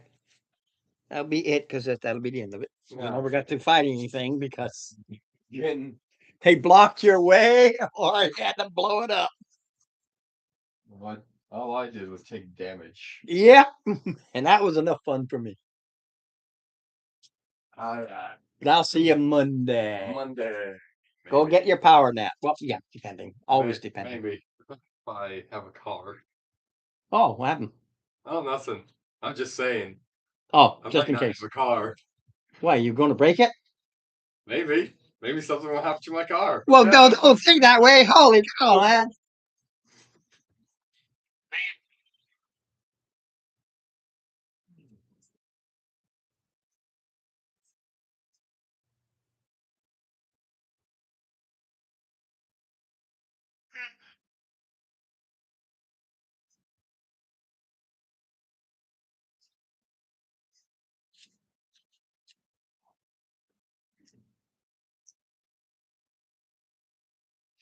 Yeah, this whole thing works on illusions, but it controls its area.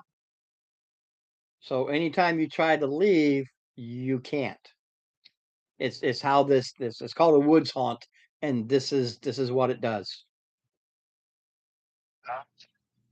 Once it is gone, the force he put out there that didn't let you leave, that goes away.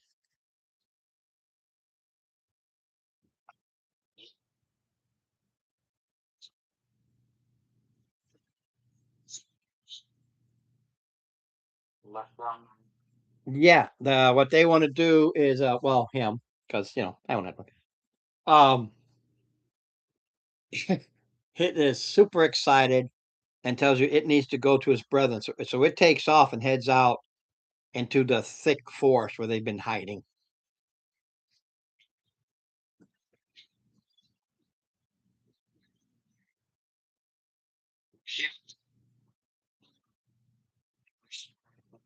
Well, it will bow to you. It says, "This is good. We don't know what happened or how it happened, but things just started desecrating this whole valley."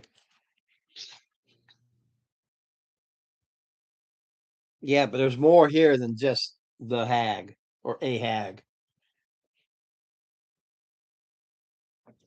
Something was basically able to get things here in the numbered areas. Where there's a number, there's a something. I don't remember what those somethings are because I wrote it a bit ago, but somehow they did this. And he smacks you in the head because you're stupid.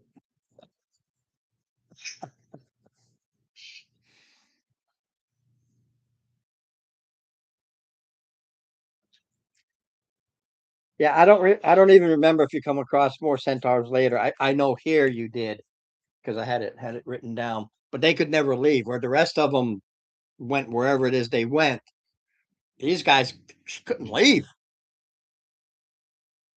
Uh, we we're here to help, and we would uh, appreciate a um, any assistance. Well, they're not adventurers. They're not going to come out and assist you in that manner. Um,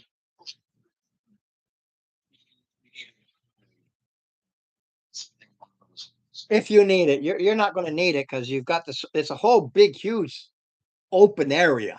You can see from one end to the other.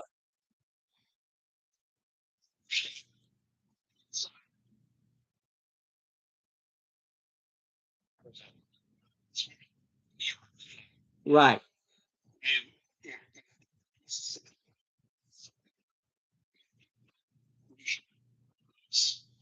Well, this guy in here, he has no clue. Don't forget, he could never leave. So he doesn't even know about the hag.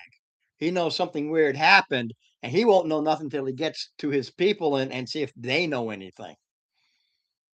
And again, he got stuck here. He doesn't know squat other than something happened.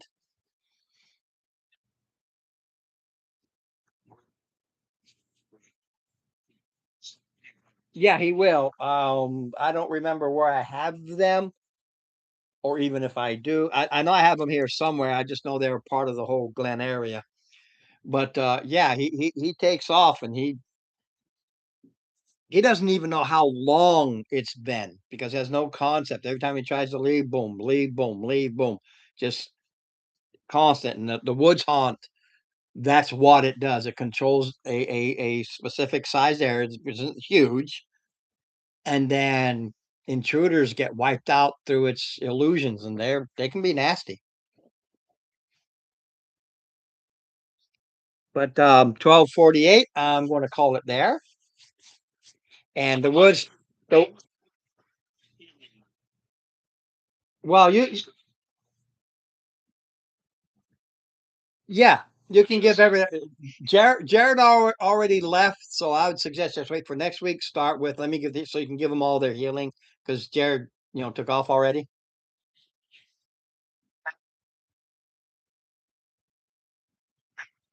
Don't Yeah, don't forget too. After this fight, everybody can take at least sit back and kind of zone out for at least a short rest, if nothing else.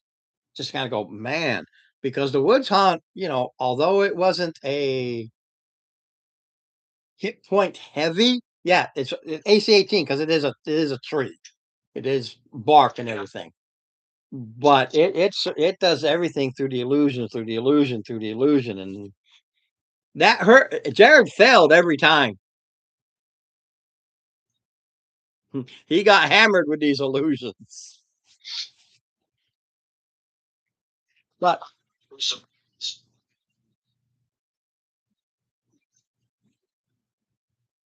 you never know, do you?